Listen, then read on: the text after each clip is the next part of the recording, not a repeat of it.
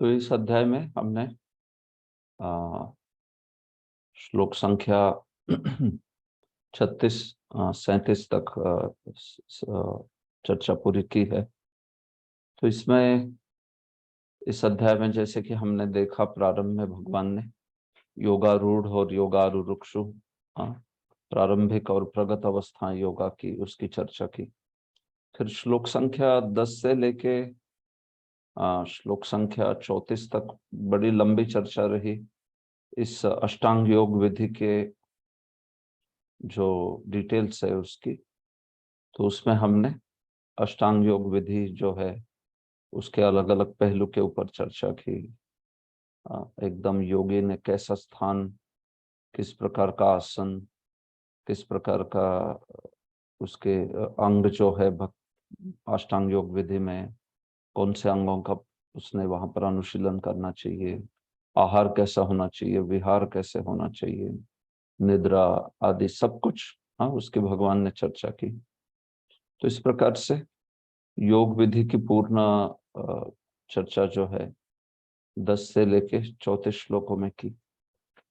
और फिर श्लोक संख्या 35 से लेके अर्जुन के कुछ संदेह है, तो उन संदेहों का भी निरसन भगवान कर रहे, उन संदेहों को भगवान दूर कर रहे। तो उसमें पहला संदेह उन्होंने मन की चंचलता के बारे में पूछा कि जिसके कारण योग में प्रगति करना बहुत कठिन है। तो भगवान ने भी इसको स्वीकार किया कि हाँ, मन तो निश्चित रूप से बड़ा ही चंचल है, लेकिन तुम्हें अगर इस मन को वश में लाना है तो फिर संभव हो सकता है दो चीजों से, अभ्यास और वैराग्य।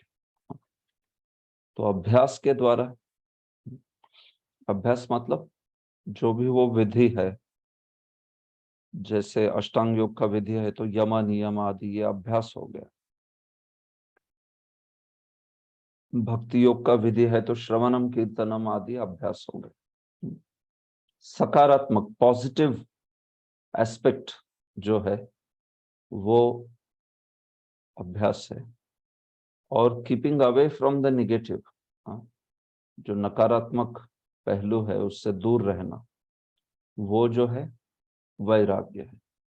जैसे प्रभुपाद जी ने उदाहरण दिया था, एक तो होता है मेडिसिन लेना और दूसरा होता है डाइट।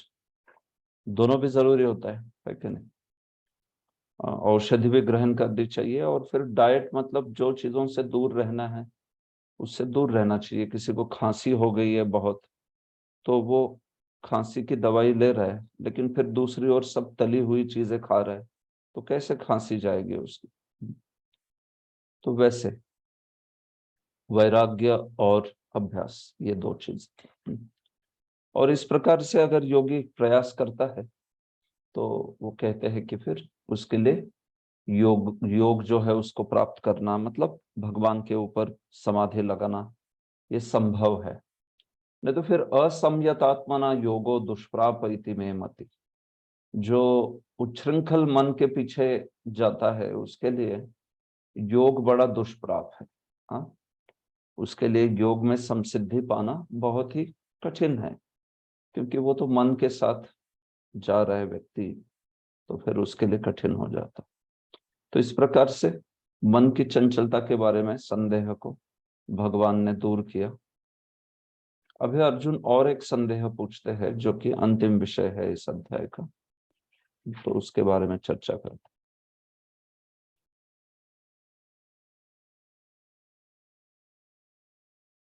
अर्जुन उवाच अयति श्रद्धयोपेतो योगाचलितमानसः अप्राप्य योग संसिद्धिं काम कृष्ण काम गतिम कृष्ण ओके काम गतिम कृष्ण गच्छति। सुष्मिता राधिका माता जी, अनुवाद पढ़िए। हरे कृष्णा। अर्जुन ने कहा, हे कृष्ण, उस असफल योगी की क्या गति है जो प्रारंभ में श्रद्धा पूर्वक आत्म साक्षात्कार की विधि ग्रहण करता है, किंतु बाद में भौतिकता के कारण उससे विचलित हो जाता है और योग सिद्धि को प्राप्त नहीं कर पाता। तो देखिए अर्जुन का प्रश्न है बड़ा ही महत्वपूर्ण कि देखिए भगवान निष्काम कर्म सकाम कर्म आदि के मार्ग को त्याग के योग के मार्ग पे तो कोई आ गया श्रद्धा से बड़े ही, हाँ? लेकिन फिर चलित मानसः, क्योंकि उसका मन जो है नियंत्रण में नहीं है, मन विचलित होता रहता है, तो इसलिए योग से भी मानो ऐसा व्यक्ति हट गया, योग के मार्ग से भ्रष्ट हो गया। या फिर हो सकता है योग के मार्ग में सिद्धि प्राप्त करने के पहले ही मर गया, मृत्यु को प्राप्त हो गया, है कि नहीं? देखो ये योग वाला जो चर्चा हो रही है यहाँ पर योग की, ये भक्ति योग के लिए भी लागू की है प्रभुपाद जी ने। प्रभुपाद जी इसको भक्ति योग के संदर्भ में भी लिखते हैं। तो श्रद्धा से किसी ने भक्ति योग स्वीकार की, लेकिन फिर भक्ति में भी सफलता नहीं मिली, और पहले कर्म तो छोड़ के आया ही है वो, तो कर्मकांड का भी कर्मकांड का भी फल नहीं मिला, भक्ति में भी सिद्धि नहीं प्राप्त हुई, तो फिर बेचारे की क्या गति हो गई? ये भी नहीं मिला, वो भी नहीं मिला, हाँ, ना घर का ना घाट का, ऐसी कंडीशन हो रही है क्या उसकी? तो अर्जुन का ये प्रश्न है कि श्रद्धा से अष्टांग योग के मार्ग को स्वीकार कर लिया, लेकिन भगवान ऐसे हो गया कि वो व्यक्ति अगर उसके चंचल मन के कारण योग के मार्ग से भ्रष्ट हो गया, तो फिर योग की समसिद्धि मिली नहीं, हाँ? परमात्मा का साक्षात्कार नहीं हुआ उसको, उसके पहले ही वो भ्रष्ट हो गया या उसके पहले मर गया, जो भी कुछ है। और फिर दूसरे तो लाभ मिलने वाले नहीं है उसको कर्म योग आदि के, क्योंकि उसने कर्म को तो त्याग दिया था। तो फिर ऐसे योगी का क्या होता है भगवान? हाँ? काम गतिम कृष्ण गच्छति, कौन सी गति को वो जाता है हे कृष्णा? हाँ? अयति, देखो उस योगी को क्या प्रयोग किया है शब्द अयति, मतलब जो पर्याप्त प्रयत्न नहीं कर रहा, पर्याप्त प्रयास नहीं कर रहा, हो सकता है थोड़ा सा आलसी हो या थोड़ा प्रयासों में कमी हो उसकी, इसलिए तो संसिद्धि को प्राप्त नहीं कर पाया, इसलिए तो हो सकता है विचलित मन के कारण भटक गया। तो ऐसी बात है, तो क्या फिर वो पूरा पूरा नुकसान हो गया उसका, ना इधर ना उधर, हाँ, बेचारा लटक गया, हाँ, इह और परलोक दोनों की हानि हो गई क्या उसकी? ऐसा प्रश्न पूछ रहे हैं। देखिए भले ही कोई आत्म साक्षात्कार के मार्ग को निष्ठापूर्वक क्यों न स्वीकार करे, किंतु ज्ञान की अनुशीलन विधि तथा अष्टांग योग का अभ्यास इस युग के लिए सामान्यतया बहुत कठिन, अतः निरंतर प्रयास होने पर भी मनुष्य अनेक कारणों से असफल हो सकता है। दिव्य मार्ग का अनुसरण बहुत कुछ माया के ऊपर धावा बोलने जैसा है। देखो बड़ी सुंदर पंक्ति लिखी है, हाँ, दिव्य मार्ग का, भक्ति का मार्ग स्वीकारना या ऐसे अष्टांग योग का मार्ग स्वीकारना, ये माया के ऊपर धावा बोलने जैसा है, हाँ, it's like waging a war against maya, है कि नहीं? तो फिर माया जो है वो भी उसको बहुत प्रलोभन देगी, तो ऐसे प्रलोभनों से हो सकता है भक्त मोहित हो जाए या अष्टांग योगी मोहित हो जाए, तो फिर ऐसे उस केस में बेचारे का क्या हाल होगा? ना भक्ति की संसिद्धि मिल पाई, ना कर्म आदि के मार्ग को भी उसके फल नहीं मिलेंगे, क्योंकि उसने उसका त्याग कर दिया है, तो फिर वो कहाँ जाएगा? ये प्रश्न है। कच्छिन्नो भय विभ्रष्टश्चिन्ना भ्रमीव नश्यति, अप्रतिष्ठो महाबाहो विमूढ़ो ब्रह्मण पथि। वामन प्रपन्न प्रभु। हरे कृष्ण प्रभु। हे महाभाव कृष्ण, क्या ब्रह्म प्राप्ति के मार्ग से भ्रष्ट ऐसा व्यक्ति आध्यात्मिक तथा भौतिक दोनों ही सफलताओं से च्युत नहीं होता और छिन्न भिन्न बादल की भांति विनष्ट नहीं हो जाता, जिसके फलस्वरूप उसके लिए किसी लोक में कोई स्थान नहीं रहता? तो बोलते अर्जुन बोलते कि देखो ऐसा तो नहीं है ना भगवान की ये व्यक्ति उभय विभ्रष्ट, दोनों भी चला गया उसका, इहलोक भी चला गया और परलोक भी चला गया। हाँ, इहलोक क्यों चला गया? क्योंकि उसने इहलोक में भोग वाला मार्ग जो है त्याग दिया था, कर्म के मार्ग को त्याग दिया उसने, जिससे संसारिक भोग मिलते हैं। और परलोक क्यों भ्रष्ट हो गया उसका? क्योंकि परलोक मतलब योग के मार्ग के द्वारा उसको जो समसिद्धि मिलने वाली थी, वो चलात मानसः, चलित मानसः, उसके चंचल मन के कारण वो भी सिद्ध नहीं हुआ, उससे भी भ्रष्ट होके गिर गया वो, या बगैर संसिद्धि के मृत्यु को प्राप्त हो गया। तो फिर ऐसी केस में छिन्न अभ्रम एव नश्यति, जैसे कोई छिन्न अभ्र, अभ्र कहते हैं बादल को, मेघ। तो जैसे कभी कभी मेघ साथ में चलते हैं, है कि नहीं, मेघों की माला, मेघमाला जब साथ में चलती है तो वे सारे बादल एक साथ रहते हैं। लेकिन कभी कभी कोई एक बादल भटक जाता है समूह से, और फिर दूसरे समूह को मिलने के पहले वो बीच में उसका नष्ट हो जाता है, वो हवा के कारण पूरा तितर बितर हो जाता है और फिनिश्ड, वो बादल की सत्ता खत्म कर दी। हाँ, पूरा तितर बितर हो गया तो फिर अभी वो बादल में क्या कुछ बचा नहीं ना, सारा वो जो बाष्प है वो खत्म हो गया पूरा पूरा। तो उसको छिन्नाभ्र कहा है। तो वैसे ये जो योगी है वो योगी भी तहस नहस हो गया, तितर बितर हो गया क्या, माया के प्रभाव से।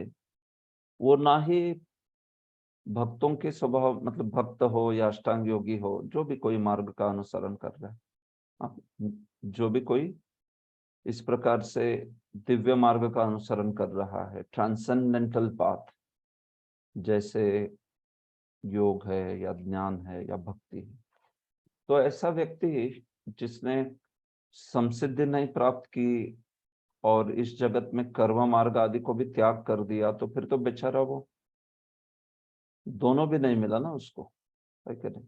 उभय विभ्रष्ट, अप्रतिष्ठो महाबाहो विमूढ़ो ब्रह्मणः पति। हाँ, तो उसका क्या हो गया फिर? वो पूछ रहे भगवान को, क्या होता है ऐसे एक व्यक्ति का? अप्रतिष्ठा, उसको तो कोई आश्रय मिला नहीं, है क्या नहीं, क्योंकि वो अपने विचलित मन के कारण वो कोई एक आश्रय पकड़ नहीं पाया, ये भी नहीं वो भी नहीं। विमूढ़ो ब्रह्मणः पति, हाँ, पूरा मोहग्रस्त हो गया, तो इसलिए उसको समसिद्धि नहीं प्राप्त हुई। तो फिर तो वो भगवान ऐसे ही है ना, कि जैसे वो बिखरा हुआ बादल, फिनिश्ड, नष्ट हो जाएगा वो तो ऐसा बहुत महत्वपूर्ण प्रश्न पूछ रहे हैं अर्जुन। क्योंकि हम लोग देखते हैं भक्तों के जीवन में भी ऐसा हो सकता है कि नहीं? हम लोग कर्मकांड आदि का सबका त्याग करके भक्ति के मार्ग को स्वीकार करेंगे, तो इस भक्ति के मार्ग में हमें संसिद्धि मिलेगी कि नहीं, ये तो हर एक के ऊपर निर्भर है किस प्रकार की भक्ति कर रहा है। ऐसे हो सकता है कि वो बगैर संसिद्धि प्राप्त करे मृत्यु को प्राप्त हो जाए, और जो कि ज्यादातर केस होगी, ज्यादातर ऐसा ही होगा कि भगवान को के प्रति प्रेम प्राप्त करने के पहले शायद हम लोग मृत्यु को प्राप्त हो जाएं। तो फिर क्या होता है ऐसे केस में, है कि नहीं? या फिर उसके पहले ही किसी को मानो माया का बहुत प्रलोभन हो गया और माया के प्रभाव से वो भक्ति ही छोड़ दिया। ऐसा भी होता है, हम लोग देखते हैं कई साधक लोग भक्ति में आते हैं, लेकिन कभी तो दीक्षा भी ग्रहण करते हैं, लेकिन उसके बाद छूट जाती है भक्ति, हम माया के चंगुल में फंस जाते हैं। हो सकता है ऐसा, है कि नहीं? तो फिर वो क्या हुआ उस भक्त का? छिन्न भिन्न बादल की तरह विनष्ट हो गया क्या? हाँ, तो इसके लिए भगवान यहाँ पे इस महत्वपूर्ण संबंधित प्रश्न का उत्तर देते हैं। देखिए प्रभुपाद, यदि कोई अध्यात्म के मार्ग को चुनता है तो उसे सभी प्रकार के तथाकथित भौतिक सुख से विरक्त होना पड़ता है। यदि महत्वाकांक्षी ब्रह्मवादी असफल होता है तो वह दोनों ओर से है। दूसरे शब्दों में वह न तो भौतिक सुख पाता है ना आध्यात्मिक सफलता प्राप्त करता है,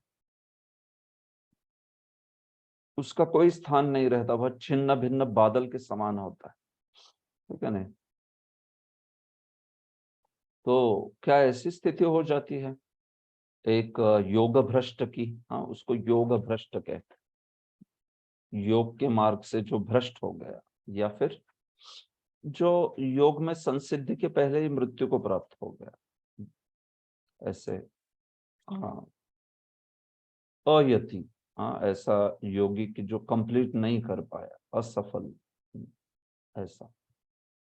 तो उसका क्या होता है, देखिए भगवान जो है बड़े ही सुंदर वचन कहते हैं इसके ऊपर। तो अर्जुन कहते हैं देखो भगवान ये मेरा संदेह है, आप कृपया इसको बताइए, आप ही उत्तर दे सकते हो इसको। एतन में संशयम कृष्ण छेत्तुम अर्हस्य शेषतः त्वदन्य संशयस्यास्य छेत्ता न ह्युपपद्यते। शरद प्रभु अनुवाद पढ़ी। हरे श्री कृष्ण, यही मेरा संदेह है और मैं आपसे इसे पूर्णतया दूर करने की प्रार्थना कर रहा हूँ। आपके अतिरिक्त अन्य कोई ऐसा नहीं है जो इस संदेह को नष्ट कर सके। तो ये संदेह बड़ा महत्वपूर्ण है सबके लिए, और इसलिए अर्जुन जो है सभी का प्रतिनिधित्व करते हुए भगवान को इस संदेह को नष्ट करने के लिए कह रहे हैं। आपके अतिरिक्त अन्य कोई ऐसा नहीं जो इस संदेह को नष्ट कर सके, है कि नहीं? हाँ साधु लोग हो, दार्शनिक लोग हो, ऋषि हो, लेकिन वो भगवान से समता नहीं कर सकते। हाँ भगवान तो सर्वज्ञ है, हाँ सब कुछ जानते हैं भगवान, है कि नहीं। अब बड़े बड़े महामुनि योगी आदि भी कुछ हद तक जानते होंगे भगवान को, लेकिन तो भी सर्वज्ञ, हाँ वो तो भगवान ही। तो इसलिए अर्जुन का सौभाग्य था कि भगवान जो है उनके सामने समक्ष खड़े थे गुरु के रूप में। तो इसलिए अर्जुन जो है पूछ रहे भगवान को कि कृपया आप इस संदेह को नष्ट कर दें। श्री भगवान उवाच पार्थ नैवैह नामुत्र विनाशस्तस्य विद्यते न हि कल्याणकृत कश्चित् दुर्गतिं तात गच्छति। पद्मवालिनी रेवती माता जी अनुवाद पढ़ेंगे। हरे कृष्ण प्रभु जी, हाँ प्रणाम। यस प्रभु, मणिध्रुव प्रभु पढ़िए। यस प्रभु जी, एक्चुअली लास्ट टाइम कुछ वॉइस प्रॉब्लम हो गया था, that is why I could not read last time. Okay, no problem. Okay प्रभु जी, भगवान ने कहा, हे प्रथापुत्र, कल्याण कार्यों में निरत योगी का न तो इस लोक में और न परलोक में ही विनाश होता है। हे मित्र, भलाई करने वाला कभी बुराई से पराजित नहीं होता। देखिए भगवान क्या कह रहे। श्री भगवान उवाच, भगवान ने कहा, पार्थ नैवेह नामुत्र विनाशस्तस्य विद्यते। देखो हे पात्र, हे पार्थ, सॉरी, हे पार्थ, इह अमूत्र, आप ये वर्ड समझते हो, इह और अमूत्र। इह मतलब इस जगत में, अमूत्र मतलब इस जगत के परे, अगले जीवन में, अगले जन्म में, उसको कहते हैं अमूत्र। इह यहाँ पर, अमूत्र वहां पर, या परत्र भी बोलते हैं उसको, इह परत्र। इह मतलब यहाँ पर, परत्र मतलब इस जन्म के परे। तो ऐसे योगी का, हे पार्थ, इस जगत में या तो फिर अगले जगत में भी कोई उसका नुकसान नहीं होता है। जानो, नहीं कल्याणकृत कश्चित दुर्गतिम तात गच्छति। हे तात, हे मेरे प्रिय अर्जुन, कल्याणकृत, जिसने ये कल्याण का मार्ग स्वीकारा है वो कभी भी दुर्गति को नहीं जाएगा। देखो, जिसने इस कल्याण रूपी मार्ग को स्वीकारा है, भक्ति का मार्ग या अष्टांग योग का मार्ग, जो आध्यात्मिक मार्ग है ये, तो ऐसे आध्यात्मिक मार्ग को जिसने स्वीकारा है वो कभी दुर्गति को प्राप्त नहीं होगा। तो तुम्हें चिंता नहीं करनी चाहिए अर्जुन, ये संदेह तुम अपने हृदय से निकाल दो। ऐसे भक्त का, ऐसे योगी का कभी नाश नहीं होगा, कभी उसकी दुर्गति नहीं होगी। तो प्रभुपाद जी ने तात्पर्य में भागवत से भी बड़ा प्रसिद्ध श्लोक जो है उद्धृत किया है। त्यक्त्वा स्वधर्मं चरणाम्बुजं हरेर् भजन् पक्वोऽथ पतेत् ततो यदि यत्र क्व वा भद्रमबोधमुष्य किं को वार्थ आप्तो भजताम स्वधर्मतः।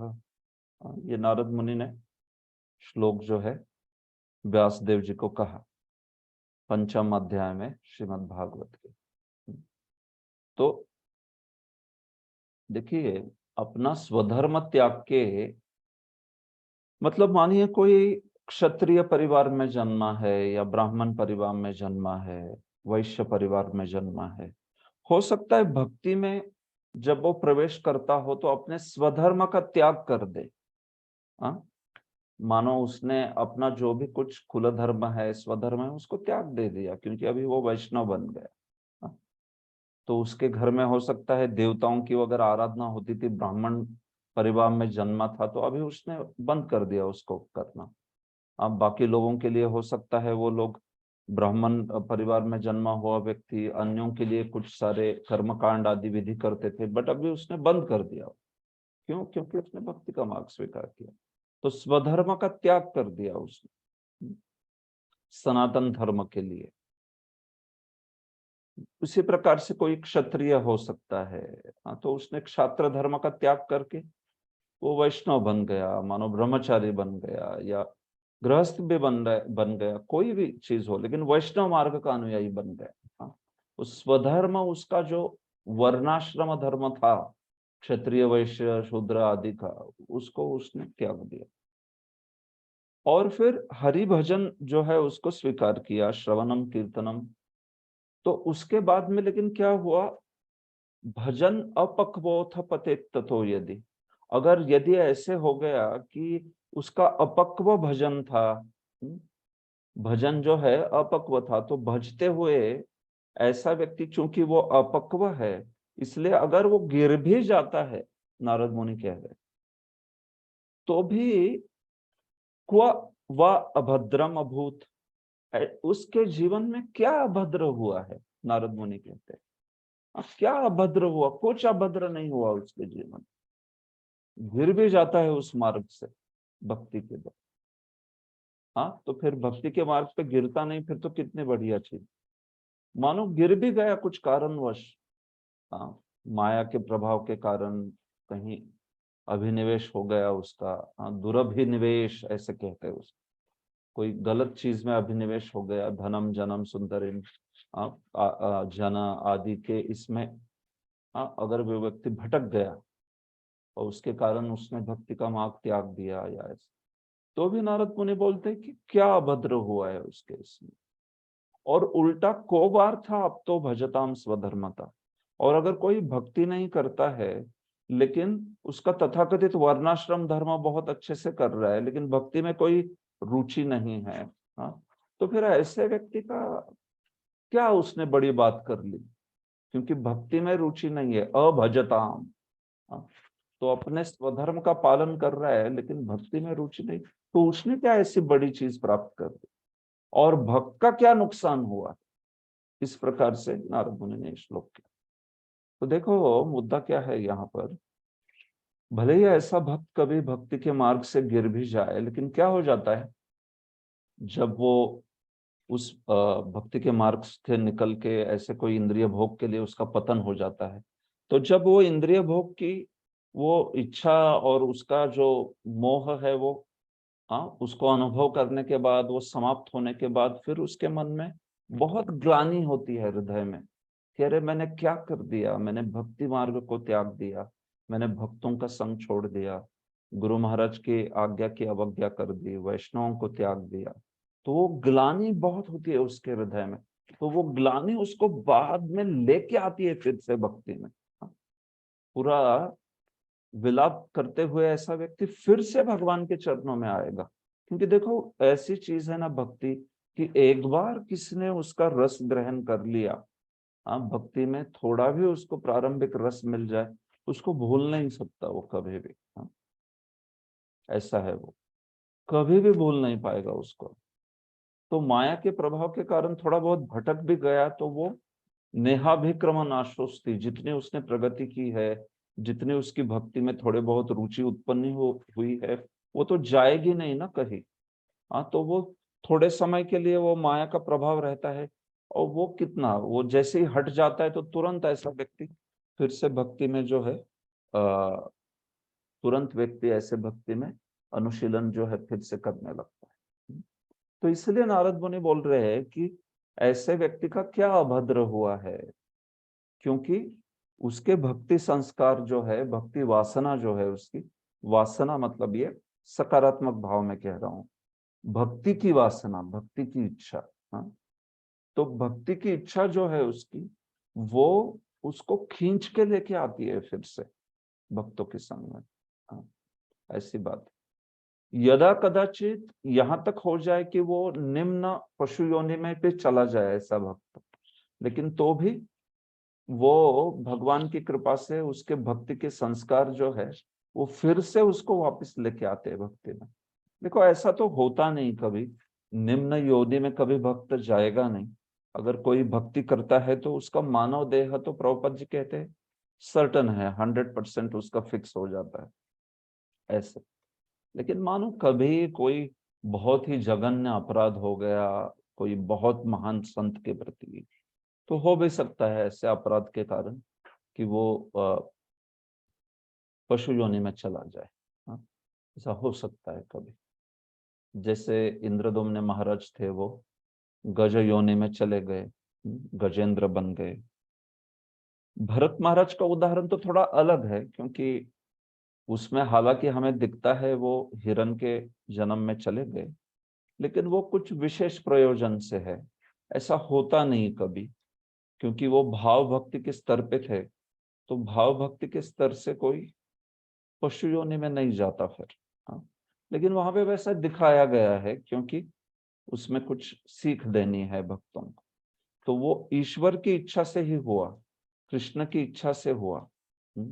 वो जो है उसमें भरत महाराज का कोई दोष नहीं है, बस साधक को सिखाने के लिए कुछ चीजें की जाती है। तो भरत महाराज तो ऑलरेडी प्रेम के स्तर पे, भाव के स्तर पे पहुंच गए थे, तो वहां से वैसा गिरना असंभव है। लेकिन वो दिखाया गया है इसके लिए कि देखो, साधक भाव और प्रेम के स्तर पे भी चला जाए तो उसको गुरु के, वैष्णवों के सानिध्य में रहना चाहिए, उनकी आज्ञा का ही अनुगमन करते हुए जीवन बिताना चाहिए।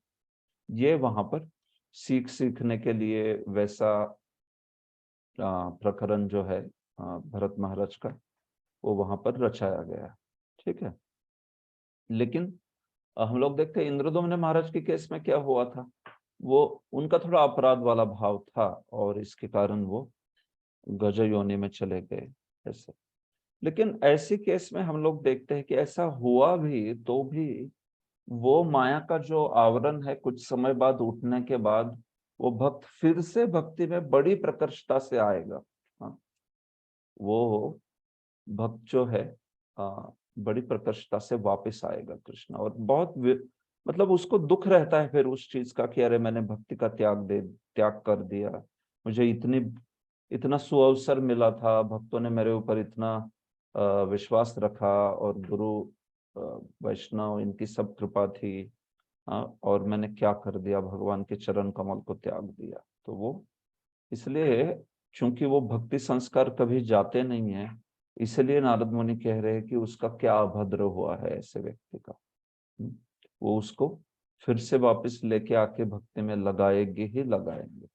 वो रसग्रह, हाँ, लिटरली ऐसा कहा है कि रसरूपी ग्रह है वो, ग्रह कहते हैं भूत को। हाँ, तो कृष्ण भक्ति का रस ऐसा भूत है कि वो भूत ने पकड़ लिया किसी को एक बार तो छोड़ेगा नहीं वो भूत अभी। हाँ, ऐसे लग सकता है थोड़े टाइम के लिए कि वो भूत ने छोड़ दिया, लेकिन वो भूत छोड़ेगा नहीं, अभी वो उसको पकड़ के भगवान के धाम ही लेके जाएगा। हाँ, रूपकात्मक बोले जा रहा है, ऐसे नहीं कोई भूत है, कृष्ण भक्ति का भूत। हाँ, मतलब कृष्ण भक्ति का रस हाँ, इट्स अ मेटाफर, रूपक है वो ऐसे। तो ऐसा है यहाँ पर, इसलिए प्रभुपाद जी ने इस श्लोक को उद्धृत किया है कि भक्त को, इसलिए भक्ति में एक्चुअली कोई नुकसान नहीं है। देखो, इसका अर्थ ये नहीं है कि हमने सतर्क नहीं रहना चाहिए, हमने तो निश्चित सतर्क रहना चाहिए, हमें प्रयास करना चाहिए इसी जीवन में हम भगवान के धाम चले जाए। लेकिन इतना आसान भी नहीं है वो, कठिन भी है कि नहीं? इतनी आसक्तियां हैं हमारी, इतने हमारे अनर्थ है, वो कैसे इतने जल्दी जाएंगे नहीं वो कैसे? तो मानो एक से भी ज्यादा जन्म लेने पड़े तो उसमें वो कीमत देने को व्यक्ति ने स्वीकार करना चाहिए। वो बड़ी कीमत है ना, क्योंकि आपको बहुत बड़ी चीज चाहिए। मानो किसी को रोल्स रॉयस खरीदनी है, तो भाई रोल्स रॉयस खरीदनी है तो आपको थोड़ी ना 2-3 लाख में मिल जाएगी।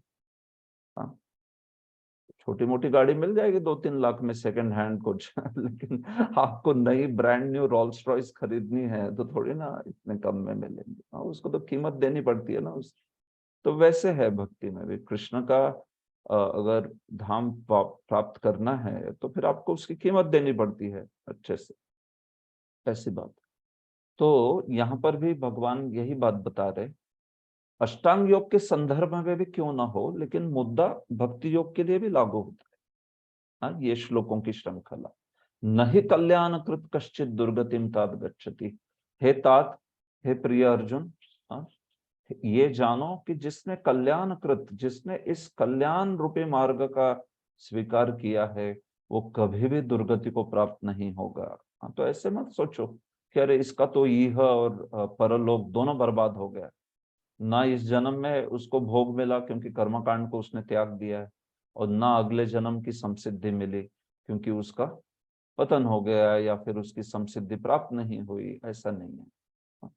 भगवान बताते हैं, देखिए कि ऐसे योगी के साथ क्या होता है आगे। भागवत पुराण आश्वस्त करता है कि असफल योगी को चिंता करने की आवश्यकता नहीं, भले ही उसे ठीक से स्वधर्माचरण न करने का फल भोगना पड़े तो भी वह घाटे में नहीं रहता, क्योंकि शुभ कृष्ण भावनामृत कभी विस्मृत नहीं होता। जो इस प्रकार में लगा रहता है वह अगले जन्म में निम्न योनि में भी जन्म लेके पहले की भांति भक्ति करता है कि नहीं? जो भरत महाराज आदि जैसे उदाहरणों में दिखाई पड़ता है। तो देखो, प्रभुपाद जी ने थोड़ा कैटेगराइजेशन किया है। पहले तो वो बोलते हैं कि 2 प्रकार के विभाग है मानवता के, 2 प्रकार के मानव, रेगुलेटेड एंड अनरेगुलेटेड, नियमित और अनियमित। तो अनियमित तो जिनको कुछ भक्ति से लेना देना नहीं, शास्त्र से लेना देना, एकदम पशु की तरह जी रहे, वो तो ज्यादातर लोग ऐसे है कि नहीं? पूरा असंयमित जीवन जी रहे, उनको कुछ लेना देना नहीं है कोई जीवन के प्रयोजन के बाद। देखो, जो नियमित है, रेगुलेटेड है, उसमें उनको 3 मार्गों में, 3 वर्गों में विभाजित किया जा सकता है। एक तो है कर्मी, दूसरे है ज्ञानी और तीसरे योगी। हाँ, या फिर आप कर्मी, ज्ञानी और योगी को एक इसमें डालिए और फिर तीसरे भक्त, ऐसे भी कर सकते हैं। कर्मी, ज्ञानी, योगी और भक्त, ठीक है? या फिर कर्मी और ज्ञानी योगी को एक मिला दो, क्योंकि दोनों का भी प्रयोजन रहता है सायुज्य मुक्ति प्राप्त करना। हाँ, ज्यादातर योगियों का वो प्रयोजन रहता है। और फिर भक्त, ऐसे इस प्रकार से। तो ये सारे कल्याण मार्ग के अनुयायी हैं, ठीक है? तो उसमें खास करके सकाम मार्ग से ज्यादा निष्काम मार्ग की बात हो रही है। निष्काम मार्ग को कल्याण मार्ग में उसको घोषित किया गया है, निष्काम कर्म योग। हाँ, सकाम कर्म कांडी वो थोड़ा सा इतना शुभ मार्ग नहीं, लेकिन निष्काम कर्म योगी और फिर ज्ञान योगी, अष्टांग योगी और फिर भक्ति योगी, इनका कभी दुर्गति नहीं होती इन लोगों की। उन्होंने जितना कुछ प्रगति की है वो बनी रहती है और उसके आधार पे उनको अगला जन्म मिलता है। तो इसका देखिए अभी यहाँ पर विवरण होगा, इस प्रकार के जन्म मिलते हैं। प्राप्य पुण्य कृताम लोकान उषित्वा शाश्वती समाह शुचिनाम श्रीमताम गेहे योग भ्रष्टो भी जायते। निखिल प्रभु अनुवाद पढ़ेंगे? हरे कृष्णा प्रभु, दंडवत प्रणाम। दंडवत प्रणाम। असफल योगी पवित्र आत्माओं के लोकों में अनेकानेक वर्षों तक भोग करने के बाद या तो सदाचारी पुरुषों के परिवार में या कि धनवानों के कुल में जन्म लेता है। तो देखो, ये जो योगी है ना, हाँ, ऐसे योगी जो अष्टांग योग का पालन करते हैं, या फिर भक्ति योगी के बारे में भी कह सकते हैं। मानो ऐसे योगी जो है उसने ज्यादा प्रगति नहीं की, हाँ, थोड़ी ही प्रगति की। देखो, दो कैटेगरी है इसमें।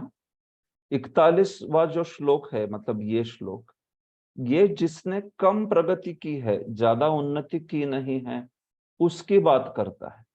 और अगला श्लोक जिसने ज्यादा उन्नति की है उसकी बात करता है। ठीक है, तो कम उन्नति की है योग के मार्ग पर, भक्ति के मार्ग पर, जिसने ज्यादा प्रगति नहीं की है, ज्यादा एडवांसमेंट नहीं हुई, और उसके पहले ही पतन हो गया या मर गया व्यक्ति, हाँ, ऐसे हो गया, तो फिर उसका क्या होता है बताया जा रहा है। तो ये पहली कैटेगरी है, अल्प, थोड़ी सी प्रगति हुई, ज्यादा नहीं।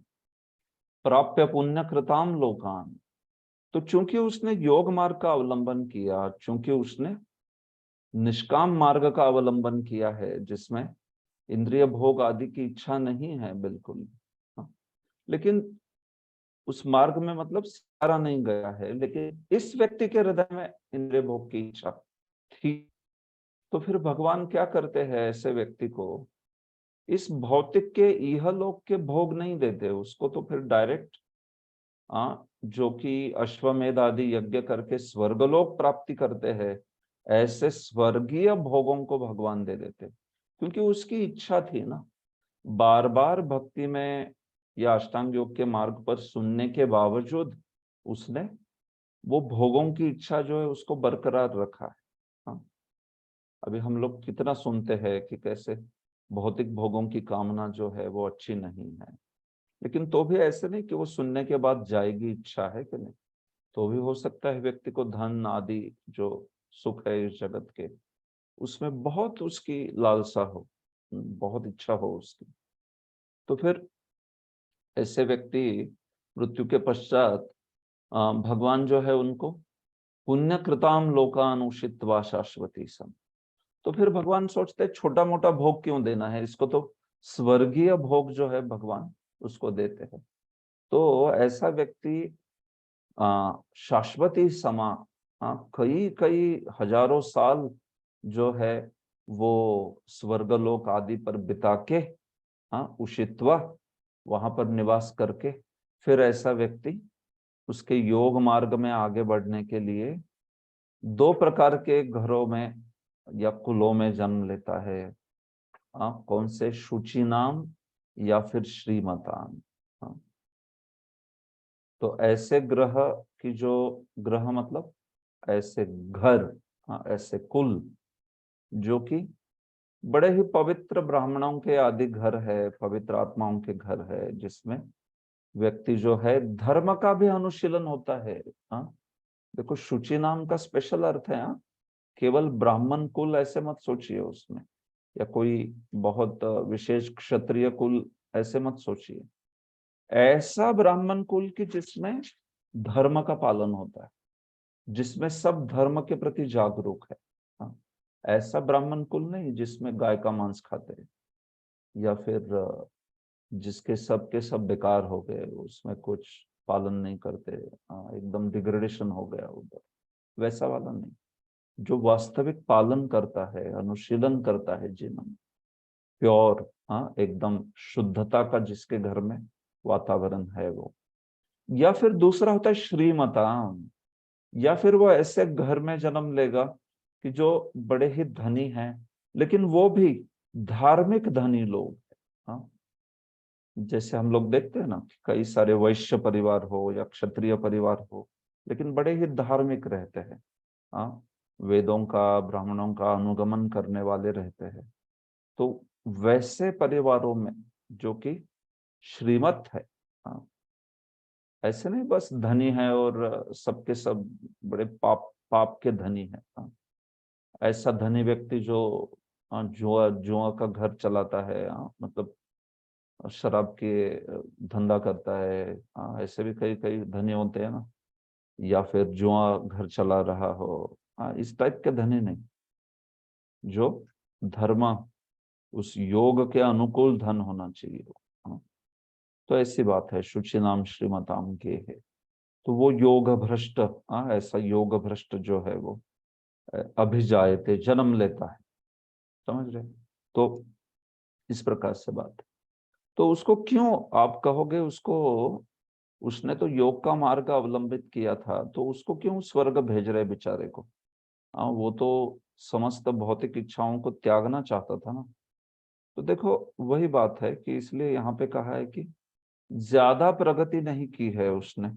जिसके मन में बहुत भौतिक भोगों की वासना है, हालांकि भक्ति में आया तो भी, या अष्टांग योग में है तो भी, तो फिर ऐसे व्यक्ति के लिए ये चीज कही गई।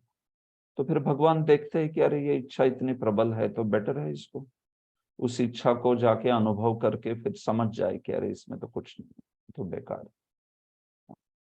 तो इसलिए भगवान जो है इस प्रकार का व्यवस्था करते हैं, भले ही उसने योग मार्ग को स्वीकार किया हो। तो ये चीज है यहाँ। तो प्रभुपाद जी कहते हैं, देखिए असफल योगियों की दो श्रेणियां हैं। एक तो जो बहुत थोड़ी उन्नति के बाद भ्रष्ट होते हैं,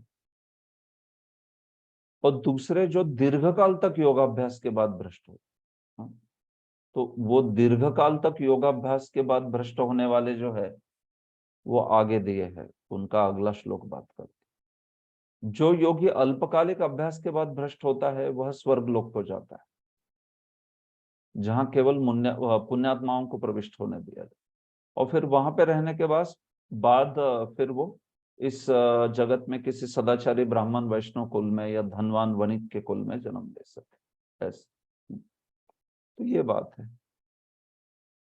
तो चूंकि भौतिक प्रलोभनों के कारण उसका सफल प्रयास नहीं हुआ, इसलिए उसको भौतिक इच्छाओं की पूर्ति करने की भगवान अनुमति दे देते।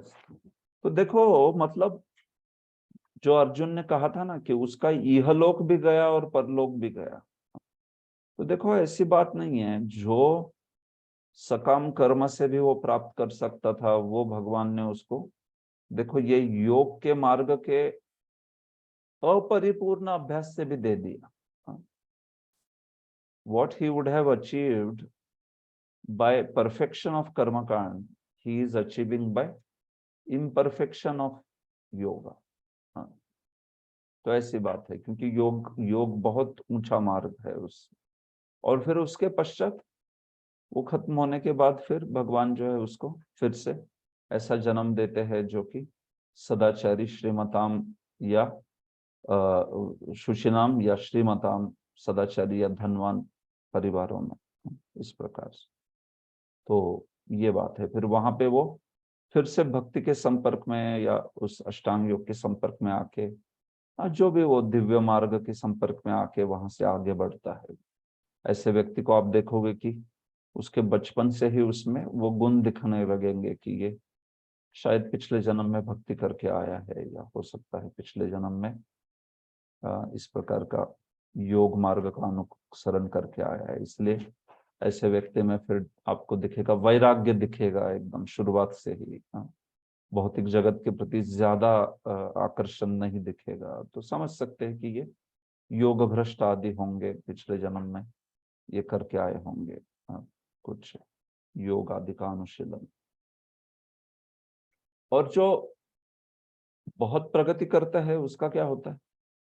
बहुत प्रगति करने के बाद मानो कुछ दैववशात कुछ ऐसी चीज हो गई कि वो भ्रष्ट हो गया उस मार्ग से, या फिर बहुत प्रगति की लेकिन भ्रष्ट नहीं हुआ, लेकिन वो मृत्यु को प्राप्त हो गया, उसका क्या होगा ऐसे व्यक्ति का? तो देखिए वहां पे यहाँ पे क्या बोला है, अथवा योगिनाम कुले भवति धीमतां एतद्धि दुर्लभतरम लोके जन्म यदीदृशम। गौतम प्रभु अनुवाद पढ़िए। हरे कृष्ण प्रभु दंडो। अथवा यदि दीर्घकाल तक योग करने के बाद असफल रहे तो वह ऐसे योगियों के कुल में जन्म लेता है जो अति बुद्धिमान है। नीचे ही इस संसार में ऐसा जन्म दुर्लभ है। हरे कृष्ण। हरे कृष्ण। तो देखिए ये दूसरा योगी है। हाँ? अगर वो दीर्घकाल तक योग करने के बाद असफल रहा तो फिर ऐसा योगी जो है वो अगले जन्म में योगियों के कुल में ही जन्म लेता है, सीधे सीधे। हाँ? ब्राह्मण कुल में नहीं सिर्फ, या फिर कोई धनी परिवार में नहीं, डायरेक्ट उस योग का अनुशीलन करने वाले योगी परिवार में ही जन्म लेगा। योग देशिक, ऐसे योग का प्रचार करने वाले लोगों में जन्म लेगा वो। बलदेव विद्याभूषण तो कहते हैं, मतलब सारे जो सीरियस गंभीर योगी है ऐसे, हाँ, तो उनके कुल में जन्म लेगा वो। धीमताम। हाँ? तो देखो भक्तों के परिवार में भी ऐसे ही है। हाँ? जो माता पिता दोनों भक्त है और उनके परिवार में कोई जन्म ले रहे हैं, तो आप जान सकते हो कि ये पिछले जन्म में बहुत भक्ति करके ये व्यक्ति जो है कुछ कारणवश सिद्धि प्राप्त नहीं कर पाए, तो ऐसे लोग हैं वो। ठीक है। खास करके जो भक्तों के परिवार में जन्म ले रहे हैं वो तो बहुत स्पेशल हो गए। योग भ्रष्ट में भी वो दूसरी कैटेगरी है जो कि बहुत प्रगति करने के बाद कुछ कारणवश सिद्धि प्राप्त नहीं कर पाते होंगे, क्योंकि डायरेक्ट वैष्णव परिवार में जन्म मिला है कि नहीं। हाँ, मतलब आप सोचो ना, वो तो पूरा माता के गर्भ से, मतलब छोटा बच्चा माता का दूध पीने से वो तो सब भगवान के भक्तों का ही ये स्वीकार कर रहा है। भगवान के भक्तों की ही जो भगवान के भक्तों का वातावरण जो है भक्तिमय, उसको ही स्वीकार कर रहा है कि नहीं। वो प्रसाद खाएंगे और सब कुछ बचपन से जीटी वर्षी प्रसाद, ये वो तो बहुत विशेष है वो। तो वो निश्चित रूप से ऐसे योग भ्रष्ट कोई होंगे जिसने बहुत प्रगति करने के बाद कि उसको वैष्णव माता के गर्भ में वो आ रहा है, वैष्णव पिता जो है उनके संग सानिध्य में बल पड़ रहा है, बहुत विशेष है। इसलिए एतद ही दुर्लभतरम लोके जन्म यदि दृश्यम कहा। ये बहुत ही दुर्लभ है, एक्चुअली दुर्लभतर जन्म है ऐसा, डायरेक्ट उस भक्ति योगी के कुल में या उस अष्टांग योगी टाइप के कुल में, जो कि पूरे उस मार्ग के गंभीर उपासक है। They are the serious practitioners of those paths. ऐसी बात है। ठीक है, तो ये बात है। तो ये विशेष जन्म है, ये दुर्लभतर है, या बलदेव विद्याभूषण कहते हैं कि पिछला और ये दोनों भी दुर्लभ कहा है अन्य जन्मों से, लेकिन अगर दोनों में देखा जाए तो फिर ये और भी दुर्लभ है। डायरेक्ट भक्तों के भक्त माता पिता के या ऐसे योगी माता पिता हो उनके कुल में जन्म ले लेना, जिससे कि वो एकदम प्रारंभ से अनुशीलन जो है वो प्रारंभ करते। ऑफ कोर्स ऐसा होने के बाद भी ऐसा हो सकता है कि जो जीव की स्वेच्छा है वो इतनी क्या कह सकते हो, चंचल है, चलायमान है, कि वो भक्तों के परिवार में माता पिता बचपन से आज वैष्णव होते हुए भी हो सकता है वो भटक जाए, वो भक्ति के लिए प्रेरणा उसको ना मिले, और फिर पता नहीं आगे चल के कुछ साक्षात्कार हो जाए कभी कृष्ण के चरणों में, फिर आ जाएगा। हाँ, लेकिन ऐसा भी हो सकता है, मतलब इतना वो फ्री विल ऐसी चीज रहती है कि वो कभी भी बता नहीं सकते कि वो व्यक्ति कैसे करेगा। भले ही पिछले जन्म में 80% लेके आया है भक्ति करके, लेकिन तो भी इस जन्म में वो कब प्रकट होगी वो डिपेंड करता है, हम बता नहीं सकते हम लोग। तो इसलिए कई बार ऐसे भी दिखता है माता पिता इनिशिएटेड है, एकदम बच्चा बचपन से डिवोटी, लेकिन तो भी फिर इंटरेस्ट नहीं है भक्ति में। हाँ, उसके कई कारण हो सकते हैं। हो सकता है वो कुछ अच्छा उदाहरण ना देख रहा हो घर पे। हाँ, हो सकता है उसको ठीक से वातावरण ना हो। माता पिता भक्त है लेकिन वो अगर अच्छा उदाहरण प्रस्तुत नहीं कर रहे तो बच्चा हो सकता है कि उसको प्रेरणा ना मिले, या कुसंग हो उसका, कोई अच्छा संग में नहीं है, भक्तों के संग में, बच्चों में होना चाहिए, लेकिन वो कहीं गलत लोगों के संग में चला गया, वो तो ठीक, खैर अलग कारण है। मैं ये बताना चाहता हूँ सिर्फ यहाँ पर कि देखो ये दूसरा वाला जन्म है जो कि दुर्लभतर कहा है, जिसमें योगी नाम खुले। हाँ, सीधे सीधे ऐसे योगियों के कुल में ही व्यक्ति जन्म ले लेता है और फिर भक्ति में अनुशीलन करते हुए आगे बढ़ता है। यहाँ पर योगियों के बुद्धिमान कुल में जन्म लेने की प्रशंसा की गई है, क्योंकि ऐसे कुल में उत्पन्न बालक को प्रारंभ से ही आध्यात्मिक प्रोत्साहन प्राप्त होता है। तो प्रभुपाद जी बोलते हैं कि ऐसे तो कई बार कुछ आचार्य या गोस्वामी लोग भी ऐसे जन्म लेते हैं।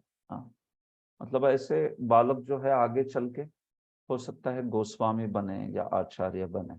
हाँ, पॉसिबिलिटी है, ऐसे नहीं कह सकते हर एक के लिए। हाँ, लेकिन संभव है ऐसे, क्योंकि वो उसी प्रकार का जन्म मिला है। निश्चित रूप से वो पिछले जन्म में बहुत कुछ करके आया है, ऐसे ही तो टाइम पास करके नहीं आएगा वो, है कि नहीं। हाँ, बस अभी इस जन्म में वो उस अवसर का लाभ उठा रहा है कि नहीं, ये उसके हाथ में है। वो जीव में फ्री विल बनी रहती है, हमेशा बनी रहती है, कभी भी ऐसे। तो प्रभुपाद जी बोलते हैं देखिए ऐसे बहुत सारे आचार्य कुल है जिसमें ऐसी विद्या दी जाती है। तो जैसे बलदेव ने कहा ना, योग देशिक, देशिक कहते हैं टीचर को। हाँ, देशिका, योग देशिका, योग देशिक मतलब जो योग के सीधा सीधे विद्या प्रदान कर रहे हैं। तो इसलिए प्रभुपाद जी आचार्य कुल की बात करते हैं जो कि ऐसी विद्या आदि प्रदान करते हैं, अन्यों को प्रदान करते हैं। तो फिर ऐसे परिवारों में जन्म ले लेता है कोई, तो आप समझ सकते हो वहां पे तो कितना अच्छे से अनुशीलन होता होगा भक्ति आदि का। सौभाग्यवश हमारे गुरु विष्णुपाद श्री श्रीमद भक्ति सिद्धांत सरस्वती गोस्वामी महाराज को तथा स्वयं हमें भी ऐसे परिवारों में जन्म लेने का अवसर प्राप्त हुआ। हम दोनों को बचपन से ही भगवत भक्ति करने का प्रशिक्षण दिया गया, बाद में दिव्य व्यवस्था के अनुसार हमारी भेंट हुई, है कि नहीं। तो अब लोग देखते हैं भक्ति सिद्धांत का जन्म या प्रभुपाद जी का जन्म ऐसे ही परिवार में, पूरा पूरा वैष्णव परिवार। ऑफ कोर्स ये तो हम लोग जानते हैं भगवान के शुद्ध भक्त हैं, नित्य सिद्ध वैष्णव है। लेकिन प्रभुपाद जी कुछ ये बताना चाह रहे, प्रिंसिपल समझा रहे कि देखो इस टाइप के कुलों में आदि जन्म होता है। हाँ, ऐसे नहीं सोचना चाहिए हमने कि प्रभुपाद जी के योग भ्रष्ट है क्या। नहीं, नहीं है बिल्कुल। प्रभुपाद जी तो नित्य सिद्ध वैष्णव है, लेकिन बात समझा रहे हो कि इस टाइप के कुलों में जन्म होता है जो कि बचपन से ही वैष्णव परिवार आदि में वे होते हैं। तो ये स्थिति तो और भी अच्छी है कि नहीं। श्रीमताम सुचिनाम गेह से भी अच्छी हो गई, क्योंकि वहां पे तो ब्राह्मण कुल हो सकता है, लेकिन हो सकता है ब्राह्मण कुल तो है, अच्छी बात है, लेकिन क्या भक्ति में भक्ति का मार्ग अवलंबन कर रहे, हो सकता है नहीं कर रहे, कर्मकांडी हो सकते हैं। हाँ, लेकिन तो भी शास्त्र के अनुयायी है तो वो थोड़ा अनुकूल रहता है।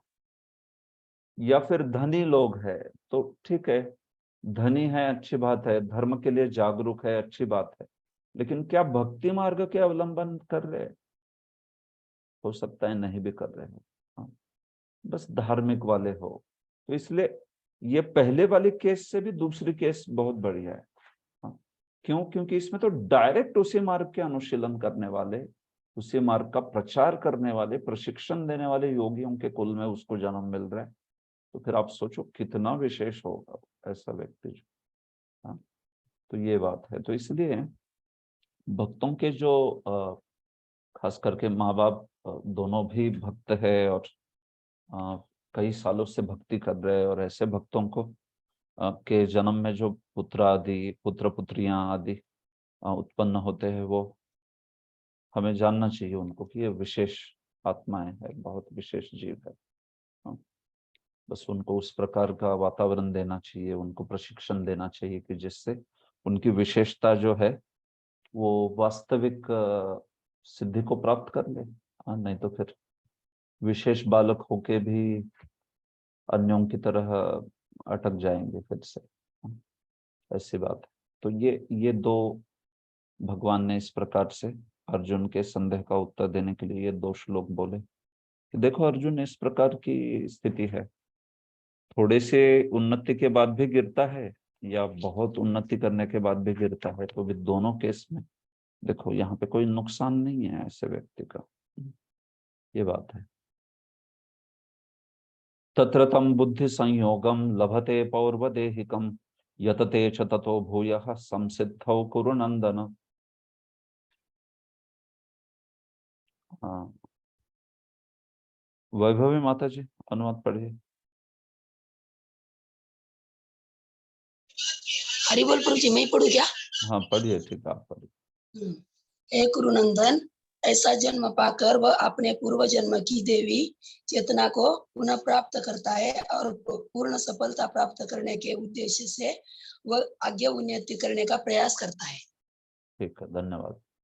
तो वहां पे फिर उस जन्म में, मतलब अगले जन्म में, जिस जन्म की बात हो रही है ये दोनों यहाँ पर, तो उस जन्म में फिर क्या होता है, तम बुद्धि संयोगम लभते।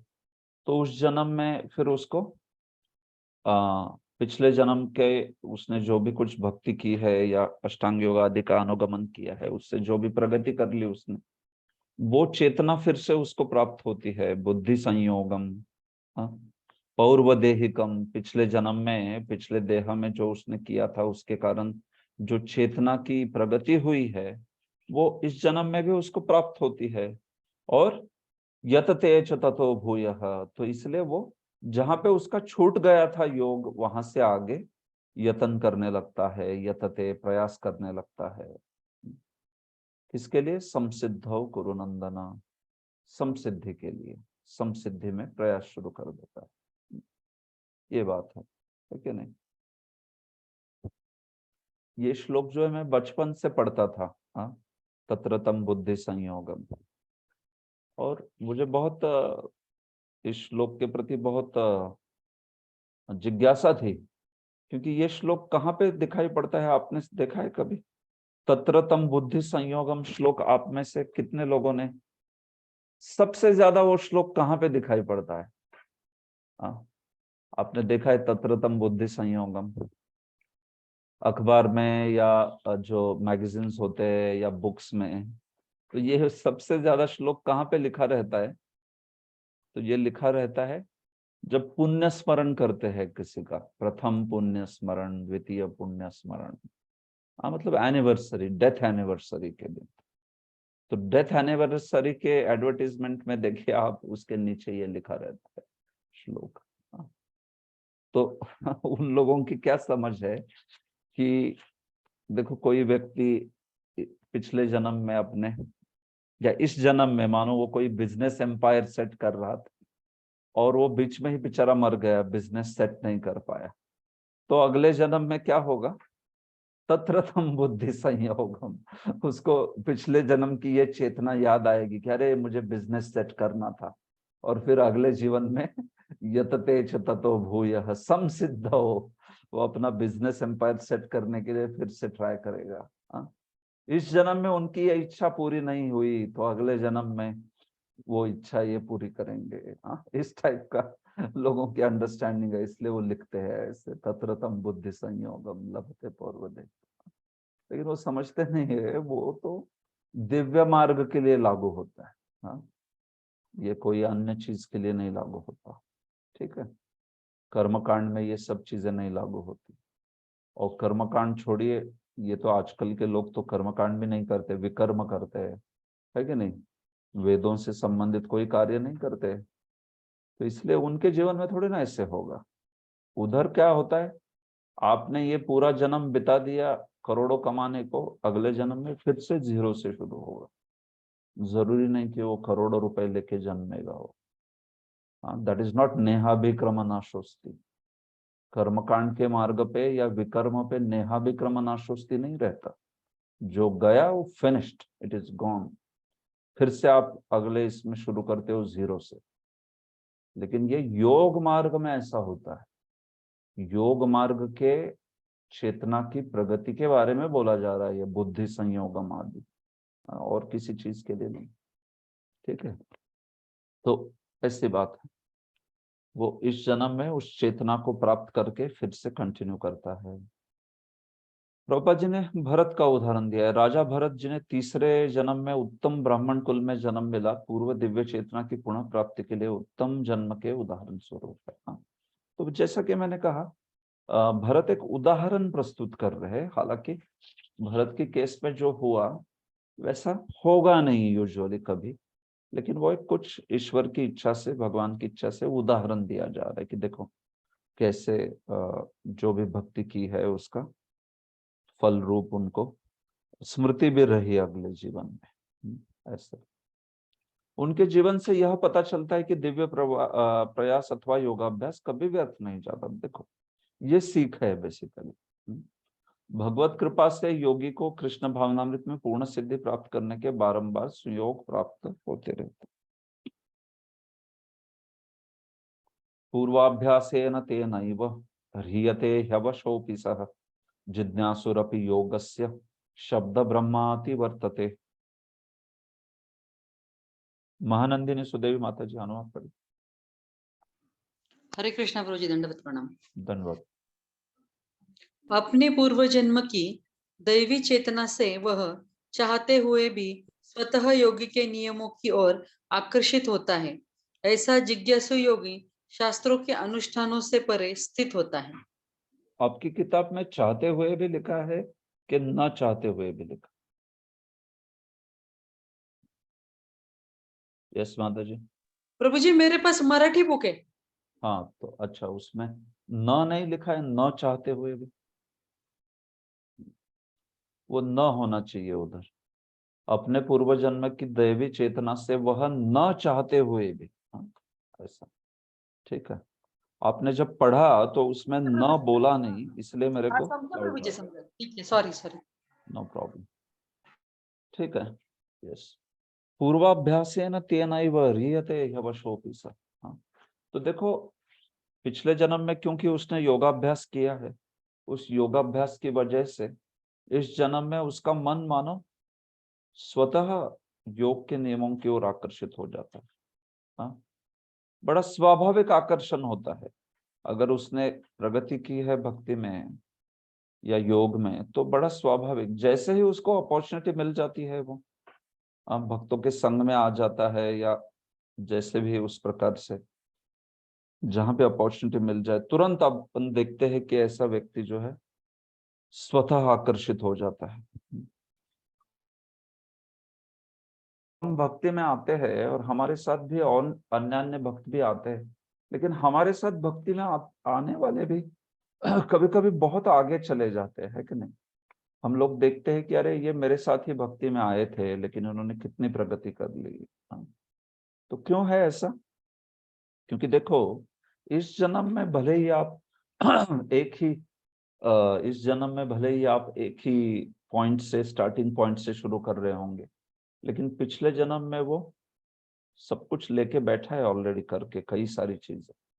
तो अगर आपसे ज्यादा उसने पिछले जन्म में प्राप्त की है भक्ति, हमने मानिए 40% प्राप्त की है, उसने अगर 90% प्राप्त की है, तो फिर वो तो आगे है ना। भले ही हम लोग इस जीवन में एक स्टार्टिंग पॉइंट पे शुरू कर रहे हो, लेकिन वो दिख जाएगा आपको कि वो बहुत जल्द ऐसा व्यक्ति बहुत आगे चला जाएगा। हाँ, उसकी भक्ति में ज्ञान, वैराग्य और भक्ति में उसका जो भगवान के प्रति आसक्ति, वैष्णव के प्रति आसक्ति, वो विशेष है, दिखेगा ऐसा। तो जान लेना चाहिए कि ये निश्चित रूप से ऐसे भक्त ने पिछले जन्म में भक्ति की होगी। ऑफ कोर्स उसमें ये भी मुद्दा है कि वो कितनी गंभीरता से, कितने निश्चय से कर रहा है।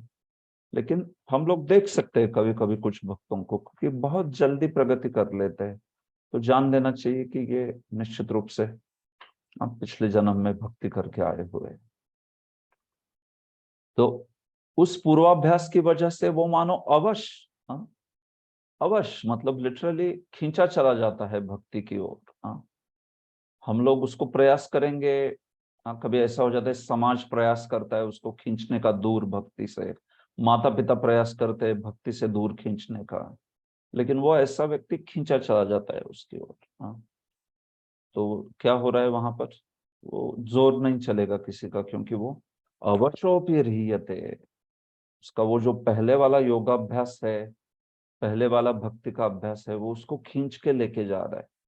हाँ, तो हम लोग देखते हैं कि कई बार लोग बोल देते अरे ये पागल हो गया, ये क्या हो गया इसको, भरे जमाने में ये ऐसा सब माला वाला कर रहा है, मंदिर में जा रहा है, ये सब बुढ़ापे में करने की चीजें है, देखो ये पागल हो गया है, इसका ब्रेन वॉश हो गया है, इसको दिमाग खराब कर दिया, इसको क्या क्या बोलते थे। हाँ, लेकिन समझ लेना चाहिए कि ये क्या कुछ काम नहीं करने वाली वो चीजें। अवश्य भी वो पूर्वाभ्यास के कारण वो दिख जाएगा कि वो व्यक्ति जो है बहुत स्वाभाविक आकर्षण से आगे बढ़ रहा है। जिज्ञासुरपि योगस्य शब्द ब्रह्माति वर्तते, तो ऐसे व्यक्ति फिर जल्द ही शब्द ब्रह्म के परे चले जाते हैं। शब्द ब्रह्म मतलब यहाँ पर खास करके जो कर्मकांड के शास्त्र कहे हैं उसके परे चले जाते हैं। मतलब पिछले जन्म में हो सकता है उसके मन में कुछ भोग की इच्छा थी आदि आदि, बट इस जन्म में तो उसको पार करके चला जाएगा वो। हाँ, उसमें ये सारी इच्छाएं नहीं रहेगी बिल्कुल भी। शब्द ब्रह्माति वर्तते, शब्द ब्रह्म के परे चला जाता है, मतलब शास्त्र में जो कर्मकांड शास्त्र है उसके परे चला जाता है। ऐसा व्यक्ति जो है और समसिद्धि प्राप्त कर लेता है। ऐसा देखो प्रभुपाद जी कहते हैं जिन लोगों को आपको दिख रहा है कि जो जिनके जिह्वा पर हरि नाम है, उनको जानिए कि आप उन्होंने पहले ही सब कुछ किया है। हाँ, सारे शुभ कर्म आदि किए हुए हैं, इसलिए तो हरि नाम जो है वो उनके मुख पे आ रहा है। अहो बत स्वपचो तो गरियान यह जिह्वाग्रे वर्तते नाम तुभ्यम ते पुस्तपस्ते जुहुः सस्नुरार्य ब्रह्मानुचूर नाम गृणंति ये ते। हाँ, देखिए नाम गृणंति ये ते, जो नाम का भगवान के हरि नाम जो है भगवान का नाम है उसको जो गाते हैं, उसका जो जप करते हैं, उनका क्या बोला है, जिनके जिह्वाग्र पर, जिनकी जिह्वा पर भगवान का नाम हमेशा विद्यमान है और उस नाम का गुणगान करते रहते हैं, फिर वो स्वपच परिवार में क्यों ना जन्मे हो। स्वपच मतलब आप समझते हो ना, जो कुत्ते को पकाता है वो स्वपच कहते हैं उसको। चंडाल कहते हैं हम लोग। हाँ, चंडाल उसी को ही कहते हैं, स्वपच कुत्ते को पका के खाने वाला। हाँ, इतना मतलब कुत्ते का मांस खाने वाला मतलब सबसे भयंकर है।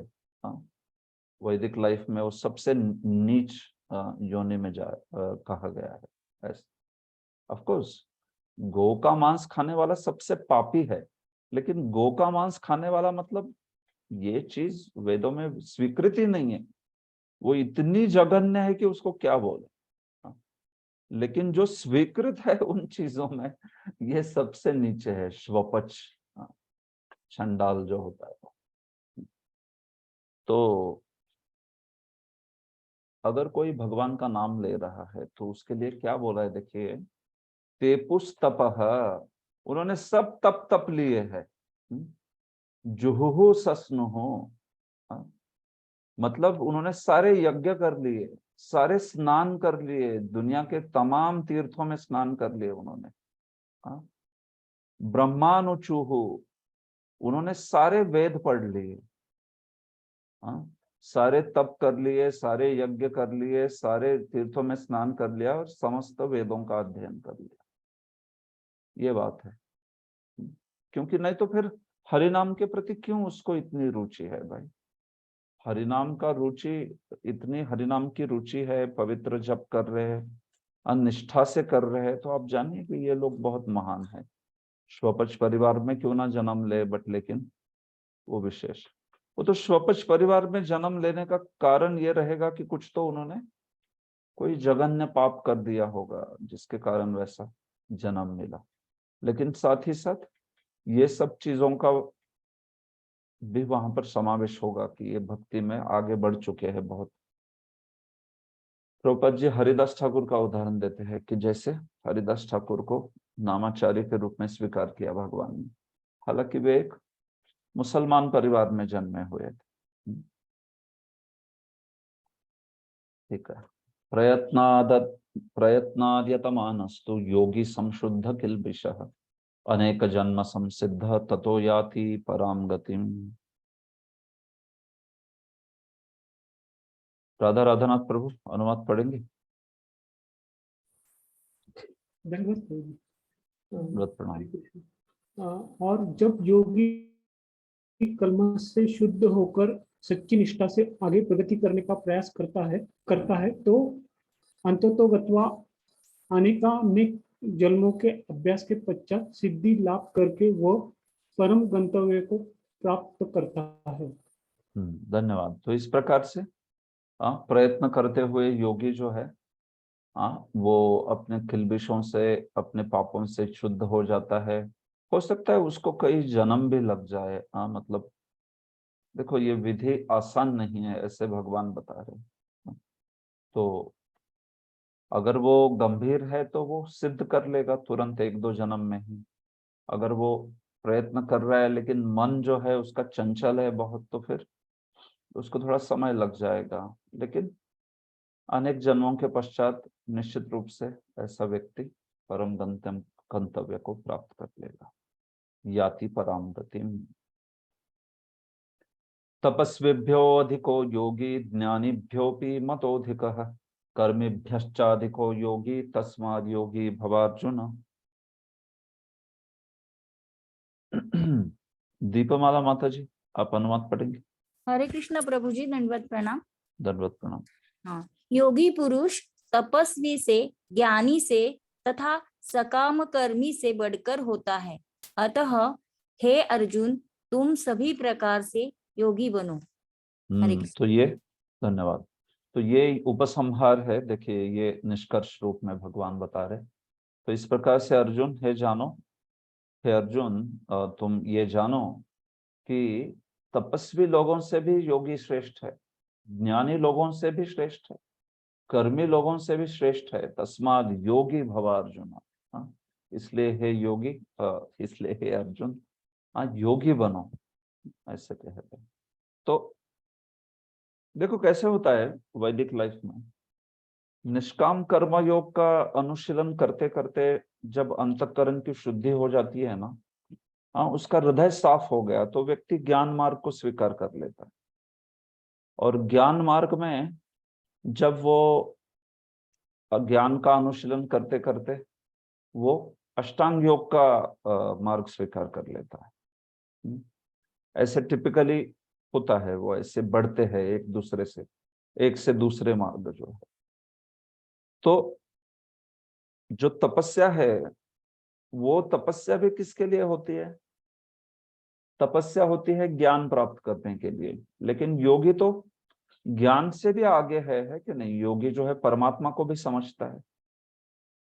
तो चूंकि वो परमात्मा का भी साक्षात्कार कर लेता है योगी, तो इसलिए योगी तपस्वी से भी आगे है। देखो तपस्या का प्रयोजन होता है मैं शरीर नहीं हूं, मैं आत्मा हूं, ये समझना। तपस्या का क्या प्रयोजन होता है? तपस्या का प्रयोजन होता है ज्ञान। आत्मज्ञान के लिए तपस्या की जाती है, ये प्रयोजन होता है। मैं शरीर नहीं हूं ये समझना तपस्या का प्रयोजन। इसलिए तपस्या के प्रयोजन से स्वाभाविक योग बहुत हाई है ना, क्योंकि योगी तो आप देखिए, योगी तो परमात्मा का जो ज्ञान है उस परमात्मा के ज्ञान तक पहुंच पाता है। आत्मज्ञान तो उसके लिए एक स्टेप है, छोटी स्टेप है वो। तो इसलिए तपस्वियों से भी योगी अधिक कहा है। ज्ञानीभ्योपि मतोधिक, ज्ञानी से भी आगे है योगी, क्योंकि ज्ञानी निर्विशेष ब्रह्म जो है उसकी उपासना करता है और सर्वत्र आत्मज्ञान जो है, निर्विशेष ब्रह्म ज्ञान जो है उसको समझते हुए वो जो है परम सिद्धि प्राप्त करता है। लेकिन योगी जो होता है, योगी तो परमात्मा का भी साक्षात्कार कर लेता है। तो इसलिए ज्ञानी से भी योगी अधिक, कर्मीभ्यश्च अधिको योगी, और कर्मी से तो निश्चित अधिक है। जहां ज्ञानी से अधिक बोल दिया तो फिर कर्मी क्या है? कर्मी से तो निश्चित रूप से अधिक है। तस्माद योगी भवा जन, इसलिए है अर्जुन भगवान बोल रहे कि योगी बनो। अभी कौन सा योगी बनो? लेकिन अष्टांग योगी। वहां पे अर्जुन जो है वो रथ में बैठे बैठे आसन लगाएंगे क्या? आसन, प्राणायाम, प्रत्याहार, धारणा, ध्यान, समाधि। तो जब योगी बनो बोल रहे भगवान, तो किस प्रकार का योगी बनो? सबसे बेस्ट, सबसे उत्तम योगी कौन है, इसको अगले श्लोक में बताएंगे, जो कि अंतिम श्लोक है इस अध्याय का। योगिनाम अपि सर्वेषां मद्गतेनान्तरात्मना श्रद्धावान भजते यो माम समय युक्त तमो मतः। कांचन माता जी, अनुवाद पढ़ी। यस प्रभु जी।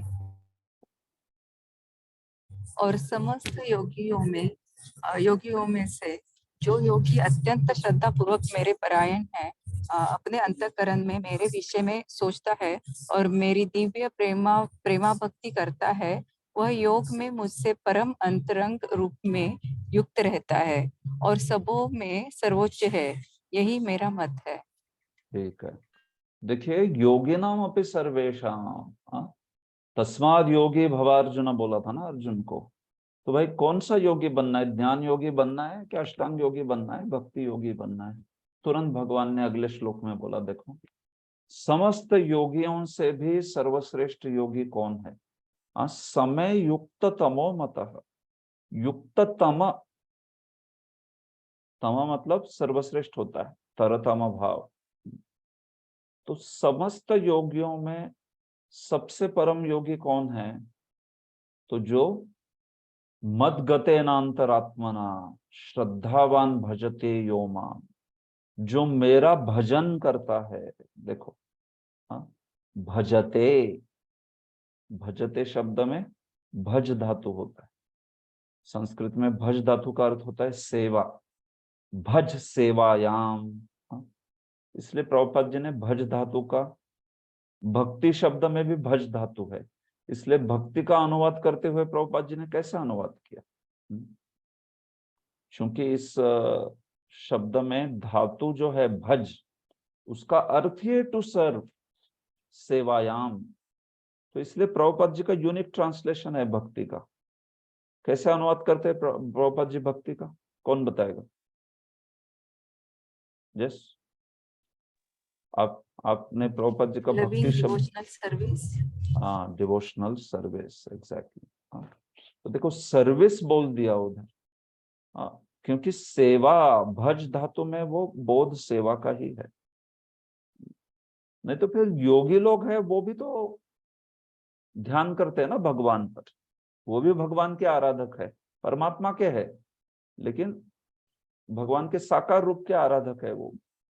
लेकिन भज में ना प्रैक्टिकल सर्विस होती है, इंद्रियों से सेवा होती है सारी, सिर्फ ध्यान करना नहीं, भगवान की काया वाचा मनसा सबसे सेवा करना, ये भक्ति की विशेषता है। श्रद्धावान, पूरी पूरी श्रद्धा से, भक्त जो है श्रद्धा से श्री कृष्ण का भजन करता है। मद्गतेनांतर आत्मना, आत्मना मतलब मन से। कैसे मन से? जो मद्गतेना, जो मेरा परायण है, सदा मेरा सोचता है, ऐसे मन के द्वारा वो भक्त जो है वो मेरी सेवा करता रहता है, श्रद्धा से युक्त होके। तो ये केवल ऐसा भी नहीं कि भगवान की सेवा कर रहे हैं लेकिन मन कहीं और भटका हुआ है, नहीं, भगवान में ही पूरी तरह से मन लगा के भगवान की प्रैक्टिकल सेवा करना। श्रद्धावान भजते, हमारे हाथ से, हमारे सर्व अंगों से भगवान की सेवा करना। जैसे अम्बरीश महाराज, सवय मनः कृष्ण पदारविंदयोर वचांसी वैकुंठ गुणानुवर्णने करो हरेर मंदिर मार्जनादिशु श्रुतिम चकारात अच्युत सत्कथोदय। लेकिन सारी इंद्रियां उन्होंने भगवान की सेवा में लगा दी, मन को श्री कृष्ण के चरणों में लगा दिया, वाणी को श्री कृष्ण के गुणगान में लगा दिया, अपने हाथों से मंदिर का मार्जन आदि करते थे, अपने कर्णों को हमेशा कृष्ण कथा सुनने में लगा दिया। ऐसे समस्त अन्य इंद्रियों को भी उन्होंने कृष्ण की सेवा में लगा दिया। तो उसको कहते हैं भजते, वो भजन है। समझ रहे? उसमें श्रवणम, कीर्तनम, स्मरणम, खास करके ये 3 प्रमुख अंग होते हैं। लेकिन ये भक्ति के सारे अंग, बाकी सेवा आदि के निश्चित रूप से उसके द्वारा श्रवणम कीर्तनम वाली ये 9 अंगों की भक्ति जो है, भजते शब्द से उसका बोध हो रहा है। ऐसे तो वो जो है समस्त योगियों से भी सर्वश्रेष्ठ योगी है। इस प्रकार से जो भक्ति से मेरी सेवा में संलग्न है, ऐसे भगवान जो है यहाँ पर समझा रहे। तो इसलिए तुम उस प्रकार के योगी बनो है अर्जुन, तुम भक्ति योगी बनो। हाँ, तो देखो आपको याद होगा भगवान ने प्रथम अध्याय में तो सैन्य निरीक्षण आदि है और अर्जुन के युद्ध न करने के 5 कारण उसमें बताए हैं, है कि नहीं? तो पहले और दूसरे अध्याय के प्रारंभ में मिला के 5 कारण अर्जुन के युद्ध न करने के बताए। उसके बाद में देखो भगवान ने अलग अलग प्रकार से अर्जुन को युद्ध करने के लिए प्रेरित किया, बराबर है। पहले तो ज्ञान योग से प्रेरित किया कि देखो आत्मा की कोई मृत्यु नहीं है। फिर भगवान ने कहा कि अगर कर्मकांड के स्तर पे भी सोचते हो तो हतो वा प्राप्स्यसि स्वर्गम जित्वा वा भोक्ष्यसे महिम। अगर तुम हारते हो तो तुम्हें स्वर्ग मिलेगा क्योंकि मृत्यु को प्राप्त हो जाओगे। जीतते हो तो तुम पूरी पृथ्वी जो है उसके सम्राट बनोगे। तो इसलिए तुम्हारा क्या नुकसान है? तो इसलिए तुमने युद्ध करना चाहिए। उसके बाद में भगवान ने कहा देखो कृपणा फल हेतवः, आप फल की हेतु रखने वाले, फल की इच्छा रखने वाले तो कृपण होते हैं। तो इसलिए तुम निष्काम कर्मयोग जो है उसको करो। कर्मण्येवाधिकारस्ते मा फलेषु कदाचन। तो निष्काम कर्मयोग के स्तर पे भगवान ने कहा कि तुम युद्ध करो। लेकिन निष्काम कर्मयोग से ज्ञान योग कैसे श्रेष्ठ है वो बताया भगवान ने, और ज्ञान योग से भी अष्टांग योग कैसे श्रेष्ठ है ये भी बताया। और अंत में अर्जुन को बोल रहे इसलिए योगी बनो अर्जुन। तो देखो निष्काम कर्म योगी बनने को बोल रहे थे इसके पहले, इसके आगे जाके भगवान अभी बोल रहे भक्ति योगी बनो।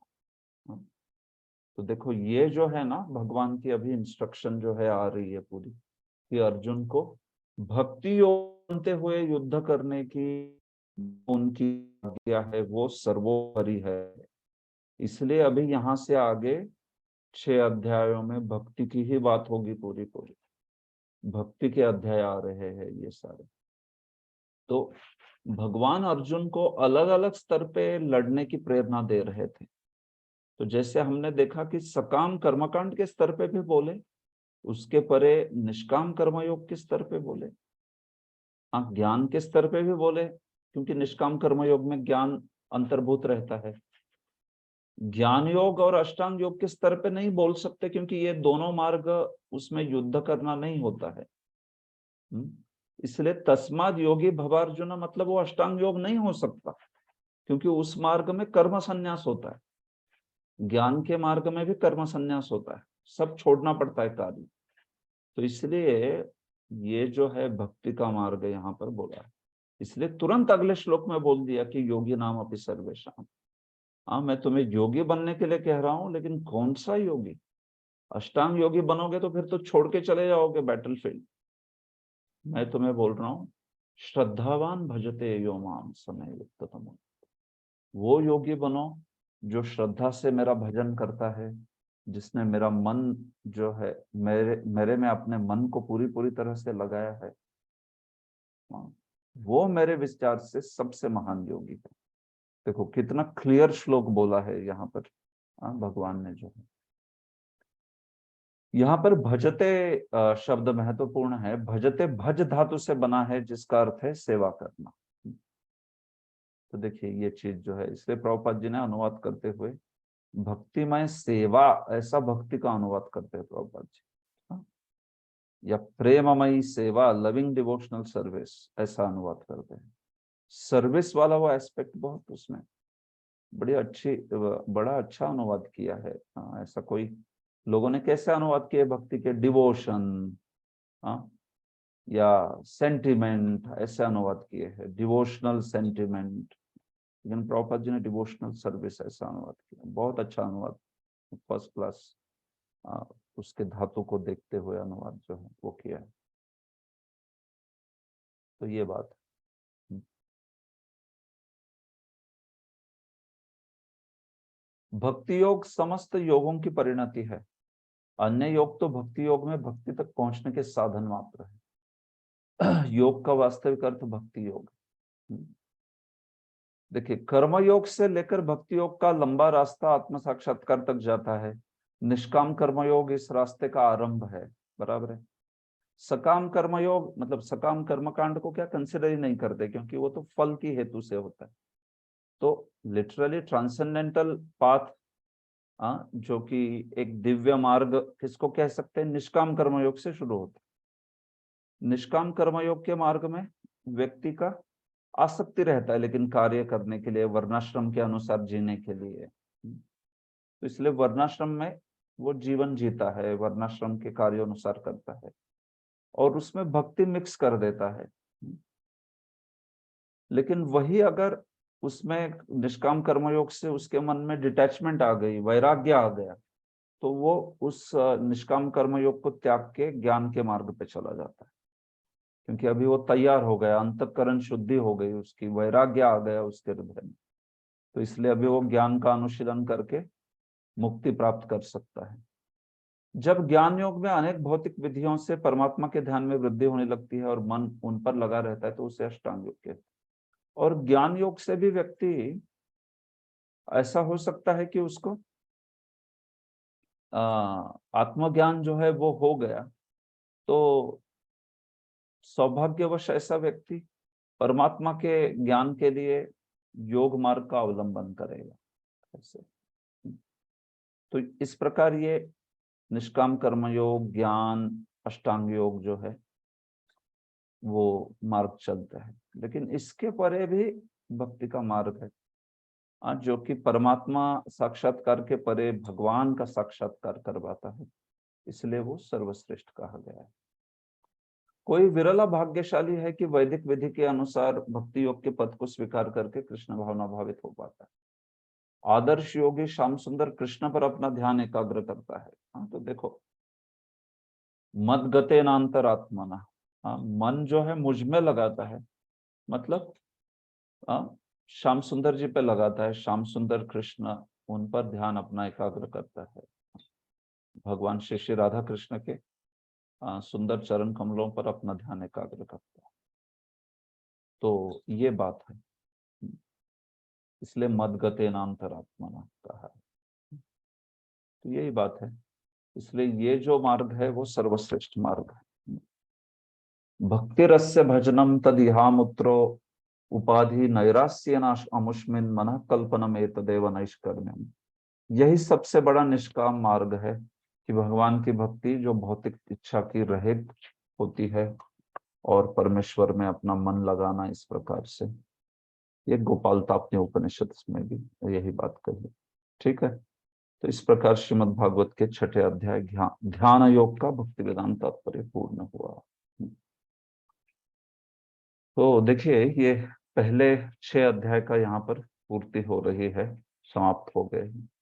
तो भगवान ने इस पहले 6 अध्यायों में, जैसे आप जानते हो, पहले अध्याय में अर्जुन के युद्ध न करने के लक्षण व्यासदेव जी ने बताए, युद्ध न करने के कारण। दूसरे अध्याय में भगवान ने पहले तो ज्ञान का उपदेश किया और फिर निष्काम कर्मयोग के स्तर पर अर्जुन को कहा कि युद्ध करो करके। तो दूसरा और चौथा अध्याय निष्काम कर्मयोग पे ही फोकस है उसका। तीसरा अध्याय भी निष्काम कर्मयोग पर ही उसका फोकस है। चौथे अध्याय में थोड़ा दिव्य ज्ञान भगवान का बताया है और फिर से निष्काम कर्मयोग पे ही फोकस है।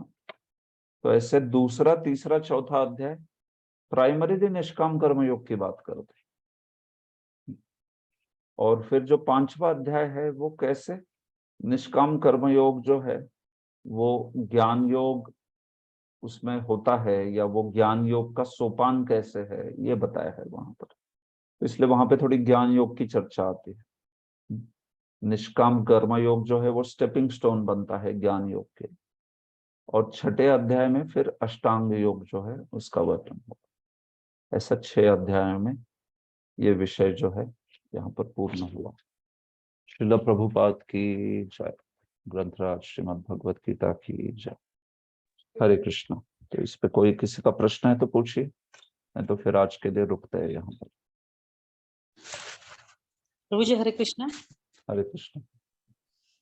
प्रभु जी 6.41 में और 6.42 में आपने बताया है कि किस तरह से गति होती है अगर प्रगति कम है या ज्यादा है।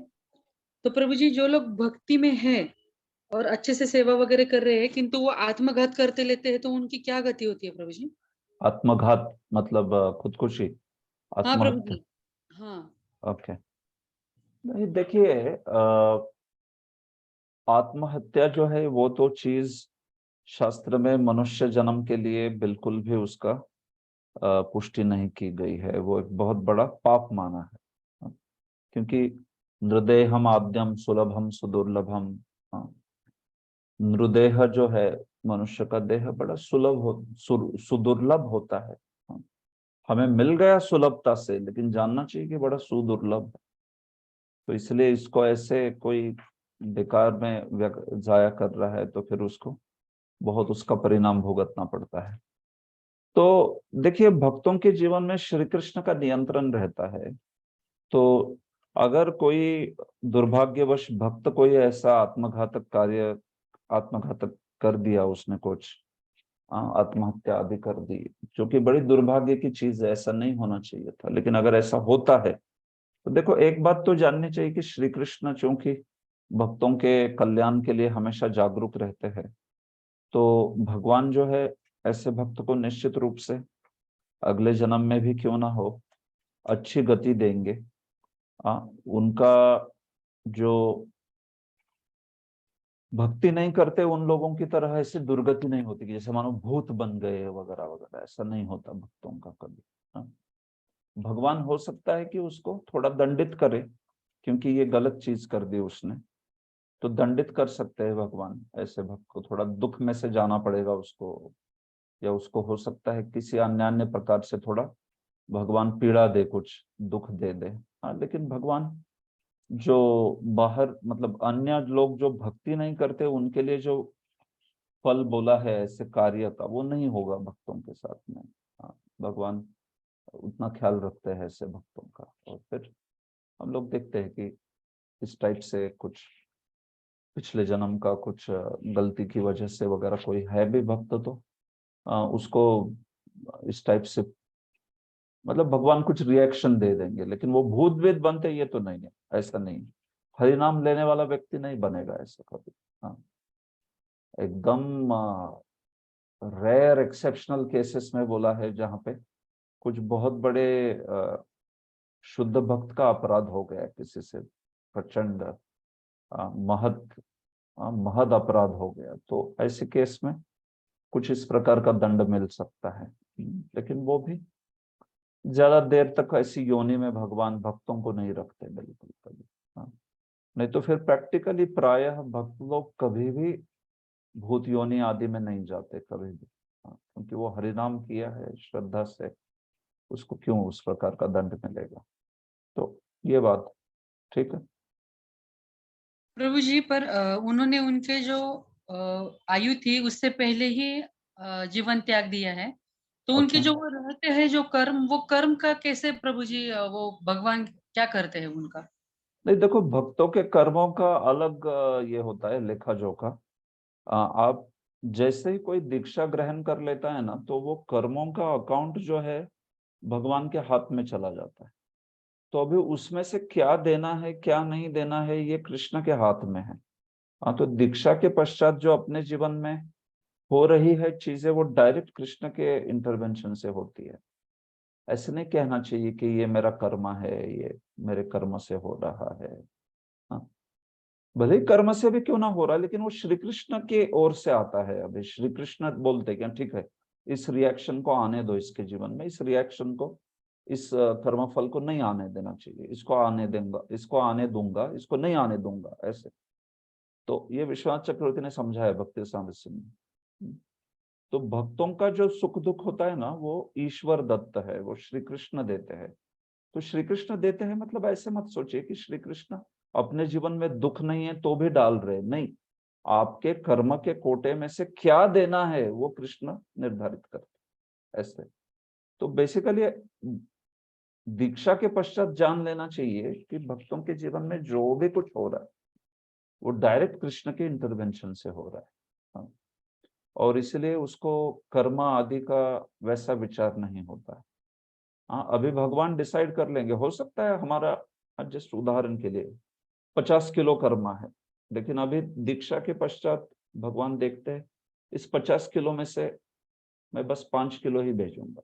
ठीक है, संभव है, भगवान के हाथ में अभी वो पूरा कितना भेजेंगे वो। हाँ, भेजेंगे नहीं वो, या फिर कोई भक्त ऐसे कुछ कर रहा है कि भक्ति में आने के बाद, उसको भक्ति मिलने के बाद बड़ा ही उच्छृंखल हो गया और वैष्णव अपराध कर रहा है बहुत, तो फिर दुख भी देते हैं भगवान। हो सकता है उसके कर्म में दुख नहीं था, लेकिन चूंकि अपराधी बन गए इसलिए भगवान दुख देते हैं। तो देखो दोनों साइड से काम करता है, कम कर देंगे कर्मा और ज्यादा भी कर देंगे, डिपेंड्स। अभी वो सारा उनके हाथ में, कंट्रोल माया का नहीं होता। अभी भक्त नहीं होते तब माया कंट्रोल करती है सब चीज, भक्त बनने के बाद कृष्ण कंट्रोल करते ऐसे। तो इसलिए वो जो पिछला उसका कर्म का अकाउंट है वगैरह वगैरह, उसको एज इट इज नहीं आएगा, वो आने नहीं देंगे भगवान। अभी उसको बहुत कम कर देते हैं, उसको छोटा बना देते हैं बहुत। हाँ, लेकिन कुछ हद तक तो आता है निश्चित रूप से, ऐसे नहीं कि बिल्कुल जीरो ही कर देते हैं। हाँ, जीरो कब करते हैं? देखो जब आपको प्रेम प्राप्त होता है भगवान का। अब प्रेम के स्तर पे अकाउंट साफ एकदम, प्रारब्ध प्रारब्ध कुछ भी नहीं बचता, टोटली फिनिश्ड, जीरो। ऐसे, लेकिन तब तक जीरो नहीं होता, तब तक भगवान अपनी स्वेच्छा से देते हैं कुछ हद तक ऐसे। तो इस बात को हमेशा याद रखिए, भक्तों के जीवन में कोई दुख आता है, कोई आप किसी को देख रहे हो कि बेचारा किसी भक्त को कैंसर हो गया या किसी भक्त को कुछ एक्सीडेंट में उसकी मृत्यु हो गई, तो ऐसे मत बोलिए कि अरे उसका कर्म होगा कुछ तो बेकार पिछले जन्म का, इसलिए ऐसा कभी नहीं बोलना चाहिए। हाँ, बोलना चाहिए कि ये भगवान की जो भी इच्छा है, भगवान की इच्छा से उनको भगवान जल्दी बुला लिए, इस टाइप से ही कहना चाहिए। क्योंकि कर्म मतलब कृष्ण की वहां पर कृष्ण का हस्तक्षेप नकार दिया वहां पर कर्म बोल के। माया का हस्तक्षेप रहता है कर्म मतलब, लेकिन जब कृष्ण का हस्तक्षेप होता है तो वो कृपा कही जाती है, वो भगवान आप कह सकते हो। जो भी भगवान की इच्छा है, अभी जो भी हम समझ नहीं सकते, लेकिन जो हो रहा है श्री कृष्ण की कृपा से, इच्छा से हो रहा है। भगवान शायद उनको जल्दी बुला लिए अपने धाम, इस टाइप से। ठीक है माता जी। प्रभु जी, किंतु जिन्होंने कल देह त्याग किया है ना, उनकी वो भक्त अच्छी थी, सेवा भी अच्छे करती थी, पर प्रभु जी उनकी दीक्षा नहीं हुई थी, तो फिर वो भी अलग कर्म रहेगा कि नहीं रहेगा? हाँ, तो देखिए, अगर आप किसी स्पेसिफिक व्यक्ति के बारे में पूछ रहे हैं तो मैं मतलब उनके बारे में कमेंट नहीं कर रहा, मैं सिर्फ प्रिंसिपल बता रहा हूँ आपको, तत्व कैसा है शास्त्र का बता रहा हूँ। हाँ, तो देखो दीक्षा मतलब क्या होता है एक्चुअली। दीक्षा हो सकता है व्यक्ति किसी की ना हुई हो, लेकिन अगर उसने हृदय में गुरु को स्वीकार कर लिया था बड़ी प्रामाणिकता से, पूरा पूरा 100% उसने गुरु को स्वीकार कर लिया था, और वो बस वो दीक्षा, तो उसमें तो क्या थोड़ा इंस्टीट्यूशनल संस्था के भी कुछ निकष आ जाते हैं। कोई गुरु है जो हर साल 5 साल में दीक्षा करेंगे या 10 साल में दीक्षा देंगे, तो बेचारा ये तो, इसको तो दीक्षा हो जानी चाहिए थी लेकिन नहीं हुई, क्योंकि ये सब पहलू भी है। लेकिन अगर उसने हृदय में पूरी पूरी श्रद्धा से स्वीकार कर लिया ये मेरे गुरु है करके, बस। जैसे प्रभुपाद जी का ऐसे था, 1922 में जब मिले वो भक्ति सिद्धांत को, तो वो कहते कि तभी मैंने उनको गुरु करके स्वीकार कर लिया मेरे हृदय में। दीक्षा तो हुई 33 में, फिर 11 साल बाद, लेकिन प्रभुपाद जी कहते मैंने तुरंत स्वीकार कर लिया मेरे हृदय में कि ये व्यक्ति जो है मेरे गुरु रहेंगे करके। तो उस प्रकार से होता है। तो अगर उन्होंने अपने हृदय में पूरी प्रामाणिकता से गुरु को स्वीकार कर लिया है तो निश्चित रूप से वो जो दीक्षा का विधि है वो कुछ कारणवश नहीं हुआ, लेकिन तो भी ऐसी प्रामाणिकता से गुरु क्यों नहीं स्वीकार करेंगे, निश्चित रूप से करेंगे स्वीकार, और फिर उनके लिए भी ये तत्व लागू होते हैं।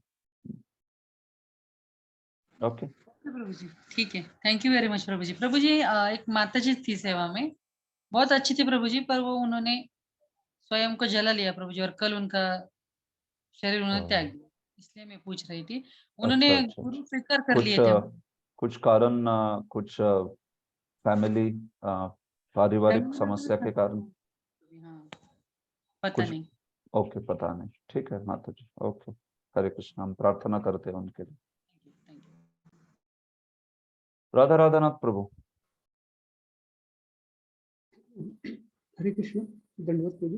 तो जी हरिदास ठाकुर का थोड़ा पूर्व जन्म के बारे में बताइए, और दूसरा क्वेरी, सब क्वेरी कुछ ये जो हम भगवान कृष्ण को तुलसी चढ़ाते हैं ना, तो फिर वो कुछ रूल है तुलसी के कि द्वादशी, फिर पूर्णिमा, अमावस्या, उस दिन तुलसी के वृक्ष को ये नहीं करना है। आवाज आ रही है ना मेरी? आ रही है, मैं देख रहा हूँ कि आपके प्रश्न का इस डिस्कशन से कुछ संबंध है क्या, हमारा जो करंट डिस्कशन है? हाँ, आप कुछ प्रैक्टिकल चीज पूछ रहे हो, राइट? हाँ प्रभु। जो तुलसी से संबंधित है, ठीक है, मैं एंड में उत्तर देता हूँ उसको। क्लास संबंधित और हाँ उसी में बोलिए। और एक है कि जो हम भगवान को भोग लगाते हैं ना, तब वो तुलसी तुलसी उसमें रखते हैं, तो फिर उसमें लिए और भी कुछ ऐसा मीन्स वो हमेशा तुलसी का वृक्ष का ये करना, पान निकालना, वो अच्छा भी नहीं है ना, तो वो उसके लिए मीन्स क्या है वो भी थोड़ा बताइए उसको। ठीक है, ठीक है। ओके, सुष्मिता राधिका माता जी। हरे कृष्णा प्रभु जी, दंडवत प्रणाम के धन्यवाद। मनुष्य जो देखा कि धनवान कुल में जन्म लेते हैं, जो पिछले जन्म के कम प्रोग्रेस वाले योगी होते हैं। तो प्रभु जी ये धनवान की धनवान और ब्राह्मण दोनों? हाँ हाँ, वो सेकंड कैटेगरी। ये मैं स्पेसिफिकली धनवान के लिए पूछना था कि धनवान की, तो जैसे आपने कहा कि वो नहीं, मैं गैर बोल मार्ग, रहा हूँ धनवान कुल में जन्म लेते हैं वो कम प्रगति वाले होते हैं, और ब्राह्मण कुल में जन्म लेते हैं वो कम वाले होते कि ज्यादा वाले होते? ज्यादा वाले होते हैं वो, हाँ, इनसे वो ज्यादा प्रगति वाले होते हैं ना। ऐसा है? ऐसा ऐसा सीखा आपने? ऐसा तो नहीं सीखा होना चाहिए। हाँ, हमने क्या बात की अभी? कौन बताएगा, ब्राह्मण कुल में जन्म लिया हुआ कम वाला है कि ज्यादा वाला है? वामन प्रपन्न प्रभु। हाँ प्रभु, उन्होंने आपने दो बातें बताई। जिसने काम योग किया है, असफल योगी है, वो उच्च लोक में जाए, स्वर्ग लोक में जाएगा, या सदाचारी पुरुष या ब्राह्मण के कुल में जन्म लेगा, या वो धनवान कुल में जन्म लेगा। और जो अच्छा जिसने योग किया है वो योगियों के कुल में या बुद्धिमान लोगों के कुल में जन्म लेगा। तो आप जो बोल रहे हैं ब्राह्मण और ये, वो तो कम जिसने ये किया वो उसमें जाएगा वो। हाँ एग्जैक्टली, सही है।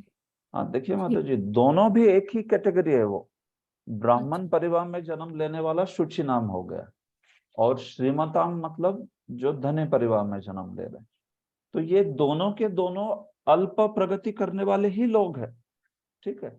और ये दोनों के दोनों पहले स्वर्गीय लोगों में भोग करके ही फिर जन्म लेते हैं इसमें। हाँ, उसमें अथवा नहीं है, या नहीं है कुछ। हाँ, कैसा है वो? उषित्वा, मतलब वहां सबसे पहले चीज होगी ऐसे अल्प प्रगति करने वालों की कि वो स्वर्गलोक में जाएंगे ही, वहां पे जाके वहां पे कई साल निवास करके फिर वो यहाँ पे दो प्रकार के लोगों में जन्म ले सकते हैं। एक है ब्राह्मण शुचि नाम, और दूसरा है धनी श्रीमताम। ऐसे तो दोनों कैटेगरी अल्प प्रगति की ही है। और नेक्स्ट कैटेगरी जो है विशेष है कि जो डायरेक्ट उस योगी के कुल में ही जन्म लेगी, भक्ति योगी के कुल में या फिर अष्टांग योगी के कुल में, ठीक है। तो ये इस प्रकार से इसको समझिए, that is the precise understanding. जी प्रभु जी। तो कुछ पूछ रही थी आप प्रश्न पे?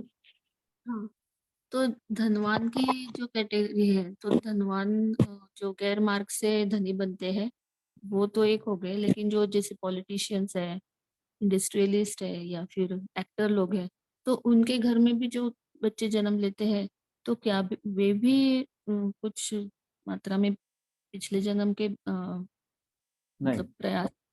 नहीं, नहीं, बिल्कुल नहीं। देखिए, इसको ऐसे समझिए।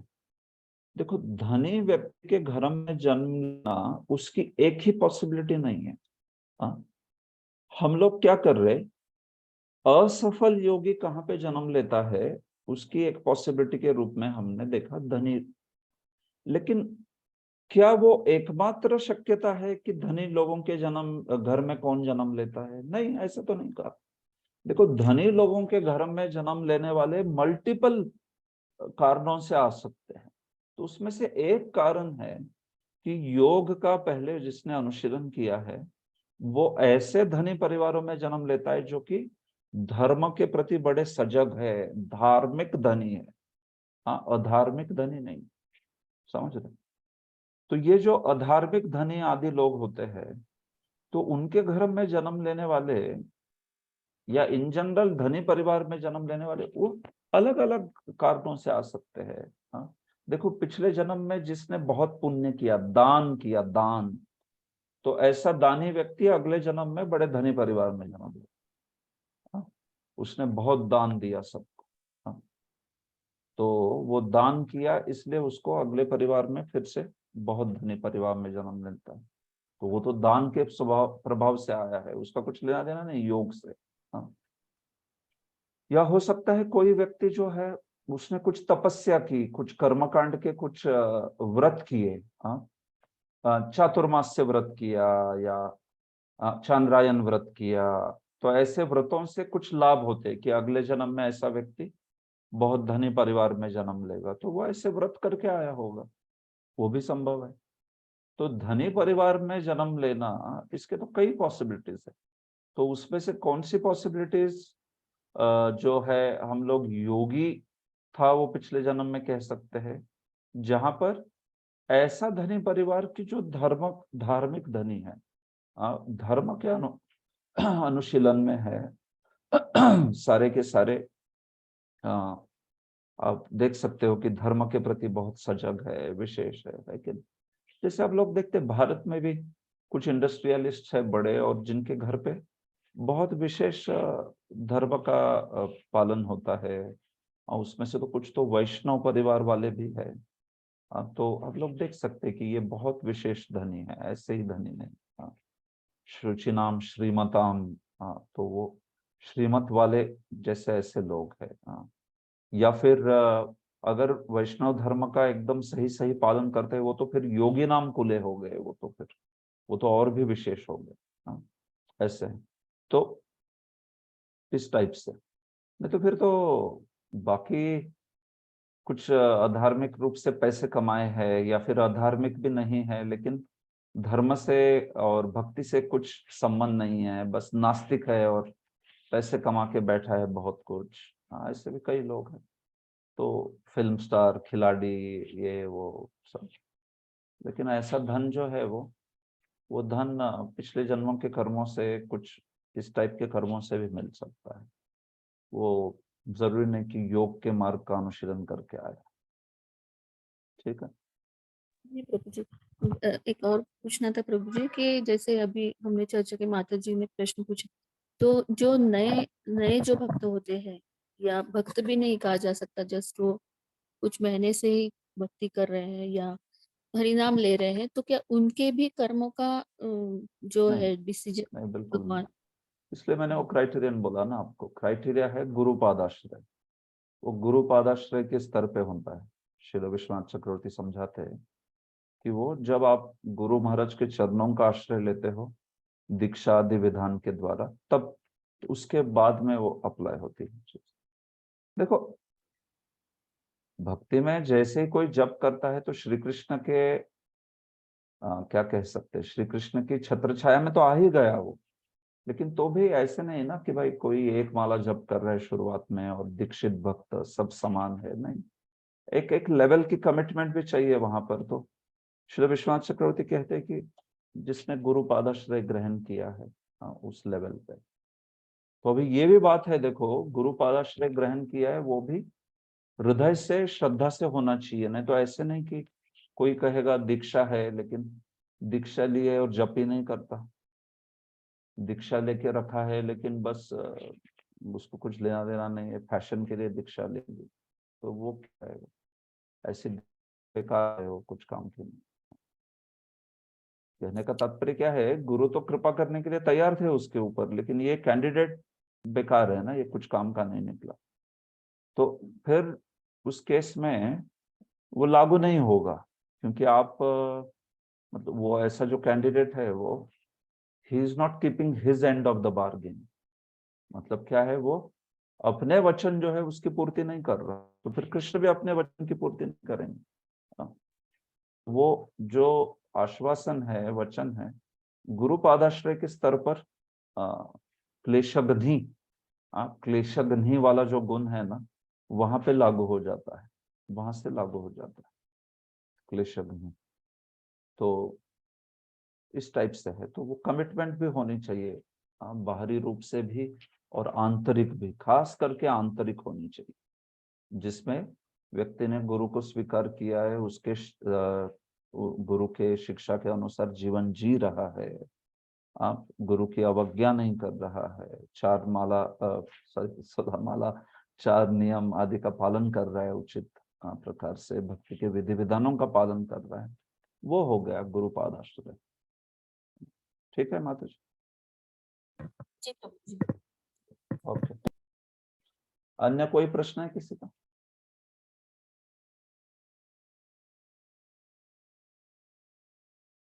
ठीक है, फिर धन्यवाद।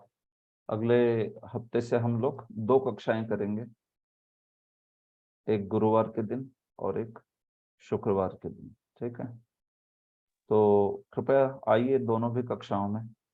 हम लोग प्रयास करेंगे कि ये 12 अध्याय है, इसको इस साल के अंत तक समाप्त करेंगे, नवंबर के अंत में, दिसंबर के प्रारंभ तक एटलीस्ट प्रयास करेंगे कि समाप्त हो जाए। ठीक है, हरे कृष्ण। ग्रंथराज श्रीमद् भगवत गीता की जय, श्री जय। प्रभुपाद की जय। जय। थैंक यू सो मच प्रभु जी। Hare thank you Krishna. So much. Hare Krishna. दंडवत प्रणाम प्रभु जी। दंडवत प्रणाम।